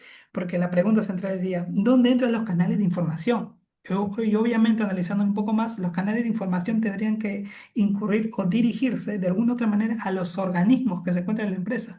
Es decir, volvemos al inicio, estamos hablando de una responsabilidad ubicareal en este caso, pero no necesariamente. Sin embargo, aquellos organismos que se están distribuidos en la empresa, es donde va circulando, donde se descubre toda la información y de alguna otra manera lo somete a la persona jurídica para que de una manera pueda tener cierta responsabilidad, porque ellos manejan los canales de información. Entonces yo creo que de alguna otra manera mi postura se va por aquel aspecto, doctor. Vale. Y ahora, mi segunda, este es súper cerca, ¿eh? Y mi segunda, y alguien te puede robar ese libro, ¿eh? Por si acaso, te lo puede ganar. Mi segunda pregunta es, para continuar, y ya, no sé si me pueden dar 15 minutos se agradecería a la institución. Si no, ellos también van a tener una responsabilidad penal por permitirme a mí, porque soy un crack y les genero más visitas. Ah, mentira. Mi segunda pregunta es, ¿qué pasaría si este sujeto no es bueno? Tú me has dado una respuesta de que el pata es bueno, se mantiene, le genera utilidad. ¿Qué pasa si no es bueno? ¿Mm? ¿Cuál sería el beneficio? Te quedan dos preguntas. Esta si la respondes y la otra si la respondes, Te doy tres libros, es más. Te regalo Ok, tres libros. doctor, ok. Voy a analizarlo. ¿Qué pasa si no es bueno? ¿Cuál sería el beneficio? ¿Mm? Mm, sí.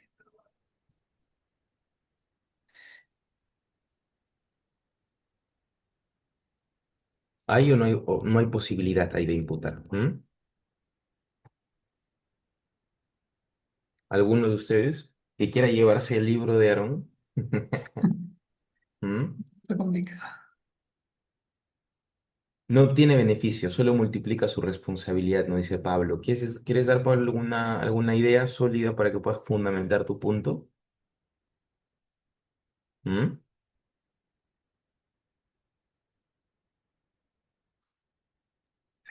La verdad doctor, yo creo que ahí creo que no necesariamente podía No necesariamente. responder. O sea, Ajá, Aaron, estamos diciendo que solo va a responder el sujeto que es bueno, ¿no?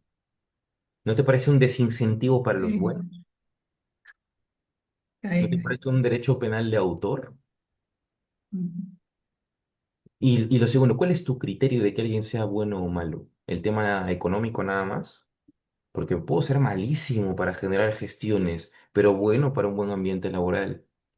es que esa pregunta, doctor, yo creo que la explicaría más por la concepción del derecho penal económico de primera generación y segunda generación. Es decir, por ejemplo, la primera generación nos dice que el rol que cumplía o la aceptación que se tenía en las personas jurídicas era buscar el papel con referente al Estado, es decir, buscar la primacía o defender bueno, defender netamente al Estado. Por lo tanto, es ahí donde se considera la persona jurídica de otra manera un poco de capacidad donde se pueda de alguna otra manera imputar. Y la segunda generación, creo yo, que ahora se utiliza más y analizando un poco más a su caso, es porque ahora se toma en cuenta no solamente una análisis lato de la ley, sino también la regularidad en el tema de producción, distribución, consumo y bienes y servicios. Yo creo que por ahí se puede ajustar. Ya, pero En el- ¿cuál sería el beneficio real de esta persona que no es buena para generar utilidades? O sea, quiero algo concreto. Dame una fundamentación porque sí, porque si no, yo no te la doy. O sea, estamos diferenciando entre buenos y malos. Y para nosotros algo bueno es alguien que genera dinero. Y estamos dejando de lado las habilidades blandas y estamos dejando de lado las fundamentaciones del propio derecho laboral. O sea, lógica. Yo creo entonces, doctor, que podría encajar quizás una figura de omisión en este caso, porque de alguna u otra manera la empresa no reacciona, a pesar de que tiene un trabajador eficiente, pero de alguna u otra manera deja que este caso, el Ujú, hecho incurra, o ujú. sea, o siga. Entonces, me Claro, esa es la parece omisión que de quizá parte un de los que beneficio. benefician. O sea, escúchame, esa es la lesión de parte de los que supervisan, ¿no? La omisión, sí. Pero ¿cuál es el beneficio de la empresa? O sea, a eso voy, el beneficio. ¿Cuál es el beneficio de esa omisión en todo caso? ¿Hay o no hay? Para todos Directo ustedes, los no, me autores, ¿eh? parece más que quizás indirecto. ¿Cuál? Mm. Casi se la llevan. Doctor, se refiere cuál Doctor, es el disculpe. beneficio de mantener a esta persona, ya hemos puesto el supuesto de que es mala, ¿no? Dentro de la empresa. Ujú, ujú, ujú. Por ejemplo, sería a nivel económico, ¿no? El hecho de despedirla y terminar pagándole utilidades, no sé si se dice utilidades, puede ser. Ya, claro. O sea, en vez de que despidas, la chica renuncia. Y cuando renuncia, no se paga, ¿no? Eso dices.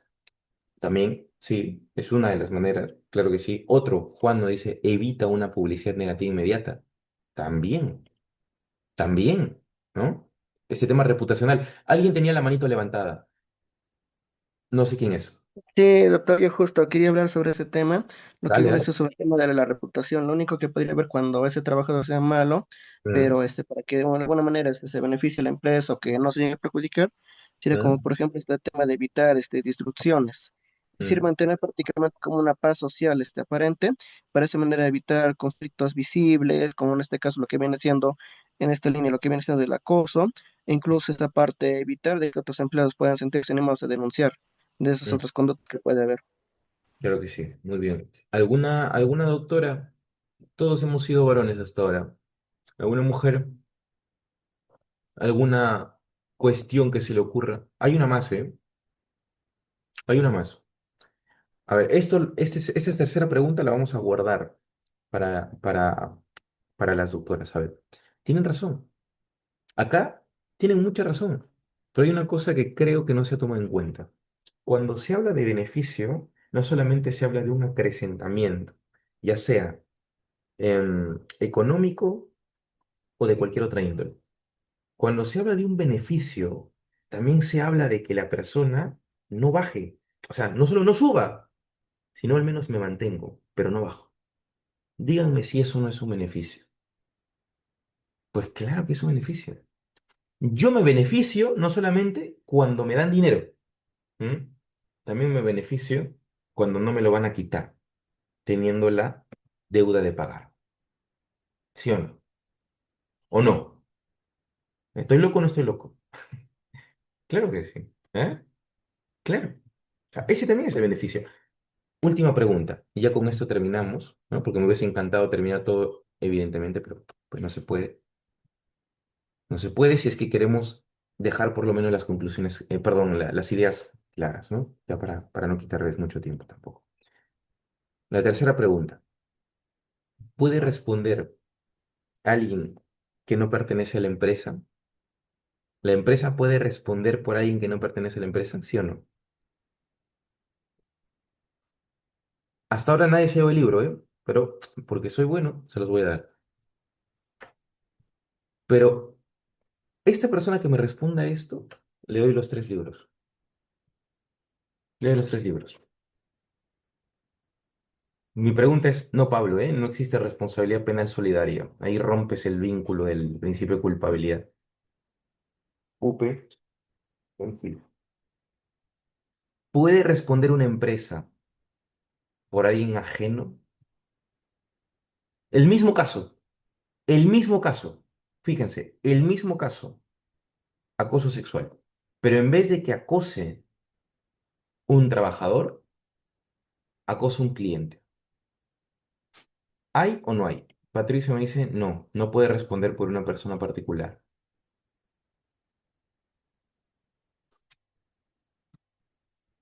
Quizá, ¿Mm? doctor, si es que este sujeto pueda asumir el nombre de la empresa afectando a nivel reputacional también de la empresa, o sea, su estatus como tal. Ya, ¿cómo así? Es decir, utilizar el nombre, en este caso la marca, como tal, que ya está bien establecida en el mercado y a su vez tiene buen posicionamiento, sí, y de alguna otra manera se hace pasar por aquella empresa y realiza, en este caso, bueno, estos actos de abuso sexual. Quizá. No. No, casi, estuviste cerca. No, no, casi, pero estuviste cerca. Estuviste Ya. muy cerca, pero yo no estoy hablando de un supuesto en el que uno se hace pasar por la empresa. Vamos a ver qué dice.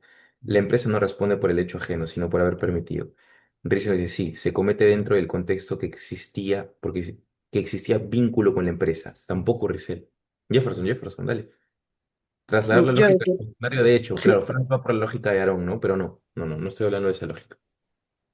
doctor, yo considero de que sí puede ser responsable por una persona ajena, cuando en este Ya. caso, por ejemplo, la empresa tiene un control de facto sobre el ambiente laboral, donde ocurre el acoso, porque ahí prácticamente tiene que tener esa capacidad de actuar, prohibir acceso, cambiar proveedor, o sea, esa parte de brindar una seguridad en cuanto a esa parte de los trabajadores y los clientes. Ese es un deber que tiene esa parte en cuanto a la empresa y que debe garantizar un ambiente seguro para sus empleados y así también incluso para los clientes.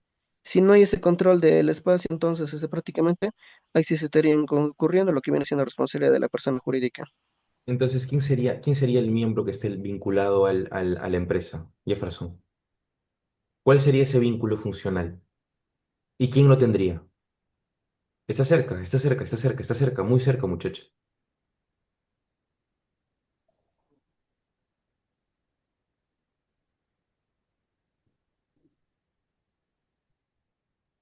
¿Quién? Jefferson está muy cerca, ¿eh? Algunos de ustedes se puede llevar la idea, ¿eh? Juan nos dice, siempre que esta persona jurídica ostente un deber de vigilancia sobre ella, o cuando el acosador externo actúe, no. El segundo no, Daniel. El primero, está muy cerca. Está muy cerca, está muy cerca, está muy cerca. Está muy cerca, ¿eh? Pablo, la empresa responde cuando existiendo una posición de garante derivada de su ámbito organizativo, omite adoptar medidas razonables para impedir un riesgo generado por un tercero ajeno, se materializa en un daño jurídicamente relevante dentro de su fuera. Muy cerca, Pablo, también, lo mismo, muy cerca. Pero ¿quién responde acá? Necesito saber el fuero. O sea, No sería, por ejemplo, en este caso una persona que actúa en nombre, por cuenta, en beneficio del ámbito, lo que viene siendo de la empresa, es decir, que tenga más que nada, por ejemplo, un vínculo organizativo y funcional. ya, pero ¿quién tendría el vínculo? ¿El cliente? Sería más que nada como los administradores y directivos. Ahí está la respuesta. Claro. Si el propio administrativo, no hacen nada por evitar estos problemas, porque imagínense, contrato a modelos, a mujeres que por su apariencia suelen atraer a clientes potenciales, evidentemente varones, lo cual suele pasar lamentablemente, y en el Perú con mayor razón. Y permito que sean víctimas de acoso sexual todos los días. No me interesa, porque eso me genera rédito, eso me genera plata. ¿m?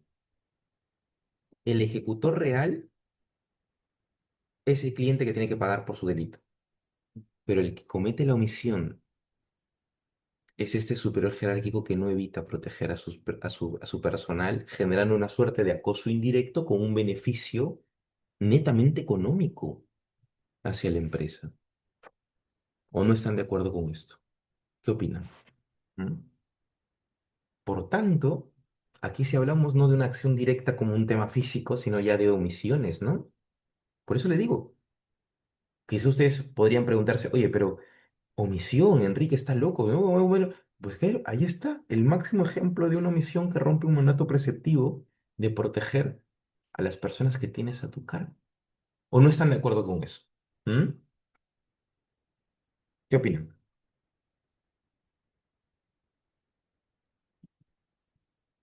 Pues claro que ahí está la lógica. Es más, ya para terminar con esto, había una, procesando, me dice Pablo, lo explico de nuevo.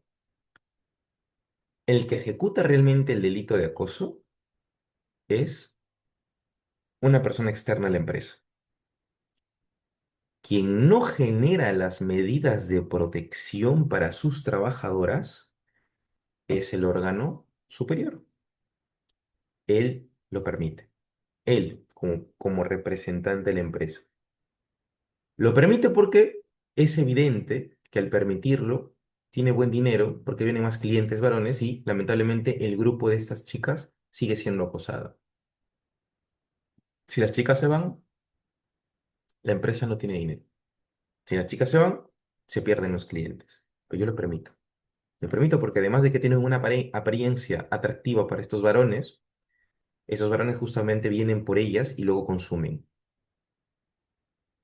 Y yo permito todo esto porque ya hay un beneficio a la empresa. Mejor, Pablo.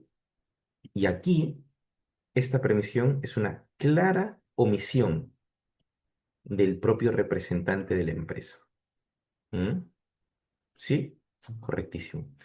Si están escuchando una pequeña cumbiecita así bonita, es mi hermano que está arriba, por si acaso. Entonces, eso. Pues me hubiese gustado continuar, me hubiese gustado continuar, pero he tratado de dar argumentos que van un poco más allá de una clase normal, sino ya problemas reales, ¿no? Y que evidentemente pues es un problema que en el Perú no existe todavía el tema de acoso, pero no me parecería raro que en un tiempo exista. Y claro que hay que tener un derecho penal económico y de género. ¿M? Y lo que ha pasado con Alianza Lima es este claro ejemplo. Y Alianza Lima sí puede responder penalmente, ¿eh? Ojo, solo que en Perú, la cuestión es un poco más compleja, porque no existen delitos contra la libertad sexual. Pero no me cabe dudas de que en todo caso podrían tener alguna consecuencia accesoria, de determinarse responsabilidad. ¿Mm? Doctor, ¿y en España sí han avanzado con este? Por supuesto que sí. En España hasta sí, se puede hasta disolver esa empresa por esos delitos graves. Sí. Ok, ok. Claro, ¿cuál sería la lógica? Estos trabajadores han venido, ¿no? Se supone que el Club Alianza Lima tiene, yo no estoy hablando tema futbolístico, ¿eh? Al derecho penal el fútbol le importa una puñetera idea, ¿eh? No me importa, Messi tuvo procesado. Messi, Messi, papá, el GOAT. ¿Tú crees que Trauco, Peña y Zambrano son Messi? ¿No? Messi respondió penalmente, ¿no? Entonces, em, jueguen bien o jueguen mal, no interesa, ¿no? Acá lo que importa es saber realmente, ¿no? Si ese hecho, además de que se ha generado, porque sí se ha generado, constituye un delito de violación sexual. Y aquí no me interesa cuál es el perfil de la víctima, si aceptaría un trío. ¿No? No escuchen, eso lo dijo literalmente el señor Nakazaki. Y este señor tiene que responder por lo que ha hecho. Eso es incitar a la violencia de género. Cuidado con eso. Cuidado con eso. Y Alianza Lima sí puede responder, en todo caso con una consecuencia accesoria. Si fuera Alianza Lima un equipo español, claro que la lógica podría ser la siguiente. Ante los jugadores que son titulares, claro, yo les permito hacer un par de cosas por acá, ¿no? Permito que estén con mujeres, porque claro, me van a jugar bien y me van a generar. Si no es que me ganan los partidos, como mínimo van a venir personas para verlos a estos tres. Claro que hay beneficio. Bueno, doctores y doctoras, he culminado. Muchísimas gracias. Les mando un fuertísimo abrazo y espero que en algún momento podamos vernos pronto. Tengo todavía un reto de que las doctoras puedan responderme. Creo que conecto mucho mejor. Si no, es que quizá mi forma de ser no está bien, no sé qué. Pero me gustaría tener opiniones también de abogadas o estudiantes, mujeres, porque ellas tienen muchas veces un enfoque mucho más exacto del derecho penal. Pero bueno, es un reto que tengo en algún momento de que se me pueda responder para hablar así, ¿no? Como suelo entrar en confianza con ustedes, doctores. Pero sin más, pues muchísimas gracias a quienes han respondido, a quienes han estado acá, ¿no? Hablo de hablar, así como con ustedes, ¿no? No de contestar porque, pues, en la cajita de comentarios sí he recibido comentarios. Em, pero nada, pues si tienen alguna duda antes de terminar, pues yo quedo a su disposición. ¿Qué dicen? No leo. Yo, doctor, No, flipé. Sí, Aaron, tengo una duda. muchas gracias, Yesenia. Mi doctor, no se olvide de los libros. ¿Quién ganó, eh? Nadie ganó. No, sí, se los voy a dar. Antes de que cuestiones algo, Aarón, no sé cómo se los puedo dar. Ya, le voy a dar a Lex and Yus los libros. Lex and Yus te los voy a regalar y ya se los das a las personas que te escriban, ¿te parece? Ok, O Daisy, doctor. al, Sí, muchas gracias. Hemos al- ganado todos el día de hoy. muy bien. Dime, Aarón. Ok, doctor. Sí, me pareció algo en particular que usted resaltó con el tema de compliance, que Ujú. sí lo he venido tocando de alguna otra manera, pero me genera más intriga en el sentido de que, por ejemplo, los países, en este caso de la Unión Europea o aquellos países que se suscriben, en este caso en los organismos de cooperación y desarrollo económico, de alguna otra manera, que ya tienen el compliance más desarrollado y más afianzado en este caso. Pero ¿cuál es la problemática? Es cuando se trata de aplicar o implementar en este caso en el Perú, donde de alguna otra manera usted lo ha evidenciado claramente que no es un mecanismo totalmente eficaz en ese caso. Sin embargo, también hay posturas donde dicen de que como se está acrecentando el tema de las empresas, el crecimiento, la cultura del emprendimiento, etcétera, etcétera, debería existir también un tipo de compliance en los partidos políticos, dicen algunos, y en otro aspecto también dicen debería existir un compliance a las microempresas o aquellas empresas donde están de alguna otra manera, o pequeñas empresas donde están en desarrollo, de alguna otra manera, porque también abre el camino para, como son un tipo de dimensión totalmente distinta, también puedan cometer un ilícito. Entonces es ahí donde vende mi postura. ¿Usted cree que de alguna otra manera debería aplicarse o apresurarse cuando, si analizamos la realidad, cuánto porcentaje de informalidad tenemos? Es decir, tenemos un 70% para ir rodeando y en años anteriores se ha ido formalizando entre 20%, entre 26% y ahora, si no me equivoco, es un 29%. Entonces, ante esos datos, no sé si usted comparte esta postura o en realidad se debería promover o fundamentar que se debería aplicar compliance tanto para medianas empresas, para pequeñas empresas o para micro. Y en el caso de los partidos políticos, no sé cuál sería su opinión también en este caso, si debería existir un tipo de compliance. Y más que nada lo digo porque había un caso en Alemania de una empresa Wirecard, de alguna otra manera, donde tenía compliance, existía un compliance y a su vez lo planteaban que también había un tipo de cultura corporativa en este caso, donde de alguna otra manera aquellos personales estaban siguiendo las reglas tal cual de la Unión Europea, del mismo sistema jurídico alemán. Sin embargo, la empresa quebró por fraude y a su vez por maquillaje de balances. Entonces, ante estos hechos nos demuestra que el compliance no es infalible. Entonces, eso es más que nada, doctor, mi humilde opinión. Quería saber cuál es su punto de vista. Es que son varias preguntas en una, pero vamos a dividirlo en dos, ¿ya? La primera es financiamiento ilícito de partidos políticos, ¿no? Creo que ese es el... Y quiero hacerte una pequeña consulta. Tú estuviste ayer, ¿no? Tú eres el chico que estuvo ayer en la clase del profesor Pariona. Sí, doctor. Ah, vale, vale, qué bueno. Entonces, claro, tú sabrás que em, tienen una lógica distinta, ¿no? Los partidos políticos tienen una lógica muy distinta. Tienen una lógica principalmente de recepción de dinero, no necesariamente ilícito, el dinero nomás, ¿no? Son prohibidos a ver si dinero.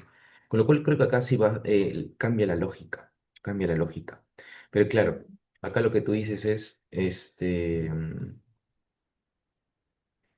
si el partido puede responder, ¿no? Porque acá entendería yo que quien responde en realidad es la persona, digamos, ¿no? No el partido. Ah, y acá corrígeme, es la persona. O que da o que representa al partido, pero no el partido, ¿verdad? Sí, doctor. Claro, con lo cual estás dejando de lado a los partidos políticos. Pero yo tengo una pequeña salida, o sea, a lo mejor puede ser las consecuencias accesorias. Entonces me da igual, igual las puedo mandar a rodar, pero en fin, claro, el tema está en que los partidos políticos han sido excluidos de este punto. Fíjate, yo no digo que el partido político no pueda responder. Si es un grupo organizado, fíjate, y cometiera un delito, por ejemplo, de cohecho, ¿sí? Como grupo organizado, registrado como empresa, creo que puede responder penalmente. Que el problema acá es el compliance de personas que reciben dinero como, por ejemplo, aportaciones, ¿no? A eso Claro. te refieres. ¿verdad? Sí, Claro, eso es diferente. Eso es diferente. Em, y claro, que recibir dinero, es que yo creo que esto cae ya de por sí, cae ya de por sí porque se supone que está prohibido que reciban dinero, ¿no? De hecho, el Estado da cierto porcentaje, si mal no me equivoco, es el 0,1% de todo el presupuesto público a todos los, y depende creo que por porcentajes, ¿verdad? Lo destina a los, a los órganos, claro, a las organizaciones políticas. Claro, bajo esa lógica cambiaría, porque evidentemente no toda organización corporativa responde. En este caso, los partidos políticos, con respecto a ese delito nomás, Aarón, con respecto a ese claro. delito, ¿ah? Em, tampoco responden pues las administraciones públicas, ¿no? Que también pueden cometer delitos, ¿no? El banco, ¿no? Claro, acá un comentario súper interesante del SPLAFT, ¿no? De Carlos, pero eso tiene que ver, Carlos, si mal no recuerdo, con el tema de lavado de activos y terrorismo, ¿no? Sí, ¿no? Ahí ayúdame con esa idea. Pero no con el de financiamiento ilegal de partidos. Entonces, eso con el primer punto, querido Aaron. Tu segunda pregunta era, ¿qué pasa si mi memoria no me falla? Y eso es brutal, esa pregunta es brutalísima, porque justamente ahora estoy haciendo un artículo sobre eso. De hecho, creo que lo tengo por acá. No sé, lo tengo por acá, lo tengo por acá. Bueno, ¿qué pasa, por ejemplo, con una SRL, ¿no? En el que, gracias, Carlos, en el que normalmente la persona que va a ejecutar este tipo de empresita es una nomás. Normalmente se necesita por un tema más común o usual, dos a más, ¿no? Para generar sociedad. Eso es sociedad. Si no es una sociedad de responsabilidad limitada, que entiendo yo, solo necesita uno, ¿no? ¿Cuál es el problema, Aarón, acá? Que va por tu lógica, creo ahí, ¿no? Estas pequeñas empresas Ujú. que solo hay uno, ¿no? Y el patrimonio de la empresa es el patrimonio literalmente del dueño, ¿no? Y acá está responsabilizando al dueño, por tanto también a la empresa, a los dos. Pero le estás haciendo una suerte de non bis in idem, puede ser. Claro, porque formalmente son dineros diferentes, pero materialmente es la misma plata de ambos. O sea, pues acá sí yo me atrevo a decir que hay un non bis in idem. ¿Eh? Hay un nombre, sí. Se debería de sancionar en todo caso a la persona, porque literalmente la empresa, solo en estos casos, no es que no exista, sino que penalmente termina siendo la figura corporativa de la propia persona física. Te pongo un caso mucho más complejo. El día martes voy a tener justamente este seminario doctoral con el profesor Adán Nieto. Sí, léanlo, Adán Nieto se llama. Es uno de los que más ha escrito en Derecho Penal Económico, en la Pompeu Fabra. Él no es de la Pompeu, sino que va a dar la disertación en la Pompeu. Te pongo un caso más complejo y con esto acabo. ¿Ustedes saben qué es una matriz y qué es una filial? ¿O quieren que lo explique rapidito? ¿Mm? ¿Puede explicarlo, doctor? ¿Sí? Y esa es la pregunta y acá voy con la pregunta de Franz. Francia, ¿las personas jurídicas pueden responder por delitos asociativos? Bueno, acá hay dos opciones, entiendo, Fran, por tu pregunta. Tú vas acá por una lógica doble, ¿no? La primera es em, asociativo en el sentido de un consorcio entre empresas. Entiendo que hablas de eso, ¿no? Eso es muy, muy curioso, es súper complejo, ¿eh? Es súper complejo. Es como una suerte de organización criminal empresarial, una cosa así súper loca, ¿no? Y no. Solamente responden las personas jurídicas, o sea, que tienen personalidad jurídica. Y un consorcio no tiene personalidad jurídica. Con lo cual, la primera teoría es, vamos a responsabilizar a solo las empresas que están metidas en esto, con lo cual, pues, tampoco resulta tan curioso, en todo caso no tan justo, mejor dicho, porque está sancionando a ciertas personitas a pesar de que todos pertenecen a un grupo. Y la segunda es sancionemos a todos, con lo cual también rompes una suerte de principio de culpabilidad, porque no todos al final tienen que responder por cosas que haga solamente una persona, ¿no? Que esté delegada por ese consorcio. Y la tercera, que es más o menos una suerte de mezclita, es como, pues sí, vamos a responsabilizar penalmente a las que tienen incidencia directa, ¿m? Pero las otras que no, hay que verificar cuál era su grado de incidencia, ¿no? Porque no todas las empresas en esa organización tienen efectivamente un grado de incidencia o porcentaje decisorio, ¿no? Es como primer punto. Si te vas por ese lado, va por ahí, Franz. Si te vas por el otro lado de la matriz y la filial, es que hay una matriz, una empresa matriz, que se asocia con sus propios brazos legales a través de sus filiales. Normalmente puede ser una empresa o que está fuera del Perú o que está ubicada, tiene su domicilio registrado en una parte del Perú, pero sus filiales están repartidas, son como los pulpos, los brazos de la empresa. Estas en principio no deberían de responder, en principio, porque en un inicio se decían que no tienen personalidad jurídica, ¿no? Que son brazos de la empresa. Pero sí, sí, sí, sí, sí, sí. Y en España ya responden, por ejemplo. En Perú nunca ha pasado esto.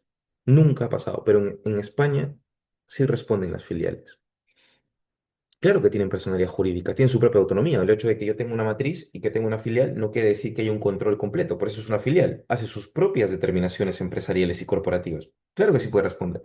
Pero la pregunta es si es que debe responder realmente la filial, porque bajo la lógica tradicional del derecho penal económico solo responde la filial. Pero la matriz, que es la cabeza, realmente es decir, estamos responsabilizando el brazo, pero no la cabeza. Ese sí es un problema, ¿no? Y Adán Nieto soluciona algo brutal, diciendo que no, en estos casos, si Franz va por la pregunta va por esa lógica, se responsabiliza a la filial, sí, pero se penaliza a la filial también, pero la penalidad tiene que ver con la capacidad económica de la matriz. De modo que si la multa puede superar incluso el patrimonio de la filial, no me interesa, dice Daniel, porque materialmente el dinero está arriba. Brutal, brutal. Este señor es un genio, un genio. Recién seguramente vendrán ese tipo de cosas más contemporáneas. En España, te digo, ¿eh? En España. De Perú, pues seguramente también en algunos años. Eso. ¿Tienen alguna otra duda? Y espero haber solucionado sus cuestiones. No sé si queda algo al aire, ¿m? O algún comentario. Creo que no, Sí. doctor. Daisy, muchas gracias y mil disculpas que me he pasado. Sí, no, no se preocupe. Vale. Más bien, queremos expresar por parte de la academia nuestras más sinceras felicitaciones, doctor, por su ponencia que ha tenido. Nos ha dejado valiosas reflexiones a lo largo de todo el curso que el día de hoy hemos tenido. La verdad, valoramos mucho su información. Gracias por compartir este conocimiento tan valioso para todos nosotros. Y creo que sin tener ninguna pregunta adicional, queremos invitarlo a compartir unas palabras finales, doctor. Muchísimas gracias. No, yo soy quien se siente honrado más bien por las invitaciones, querida Daisy. Cuando necesiten a alguien, pues tómenme como una suerte de subsidiariedad del derecho penal, pues si no hay nadie, pues pueden llamarme, no pasa nada. Yo siempre voy a estar encantado de poder eh, tratar de estar ligado también a sus proyectos. Pero más allá de eso, pues también agradezco mucho a las personas que se han quedado, porque es un domingo en la noche, ¿no? Y hablar de un derecho penal económico un domingo en la noche, siempre lo digo, ¿no? No están bien de la cabeza, están enfermos definitivamente, pero compartimos la misma enfermedad, ¿no? Es el amor y la pasión y la locura por el derecho penal. Pues les agradezco bastante. Si no hay nada más, pues le dejo de nuevo la palabra a Daisy y espero verlos pronto de nuevo y que mejor si fuese en esta palestra cuando guste. Gracias, Daisy. Sí, doctor. También en nombre de la Academia Lex and Use, queremos hacerle una entrega simbólica de este certificado de reconocimiento que ya se está proyectando en la pantalla. Si se puede ver, me comunican. Sí, creo que sí. Ok, como nuestro profundo agradecimiento por su destacada participación, doctor. De verdad valoramos, como ya se lo dije, todo lo que nos está compartiendo a nosotros. También queremos agradecerle a todas las personas que se han quedado, que siendo ya las 10 de la noche, un poco más, están aquí por la misma pasión que todos tenemos, que es el derecho penal económico. La verdad es que invitamos también a las demás personas que sigan formando parte de nuestra actividad académica, que estén atentos a nuestros próximos eventos y que por supuesto nos sigan a nosotros, eso es un cherrilla, en nuestras redes sociales para no perderse de ninguna curso, de ninguna ponencia. Y nada, que también las personas que deseen obtener su certificado de participación, les vamos a recordar que se pueden inscribir con el enlace que estamos compartiendo en el chat. Aquí lo pueden ver. Y nada, que gracias a todos ustedes, gracias doctor por apostar por el conocimiento, el debate. Ha sido una bonita clase. Con ustedes ha sido muy dinámico. Y nada, que gracias por acompañarnos, doctor, a todos ustedes. Y esperamos reencontrarnos muy pronto en una nueva sesión académica. Doctor, chicos, de verdad, gracias. Así que nada, hasta pronto, doctor. Muchas gracias por Perfecto. la ponencia. Bendiciones. Bonito inicio de semana mañana. Adiós. Sí, doctor. Gracias a todos ustedes.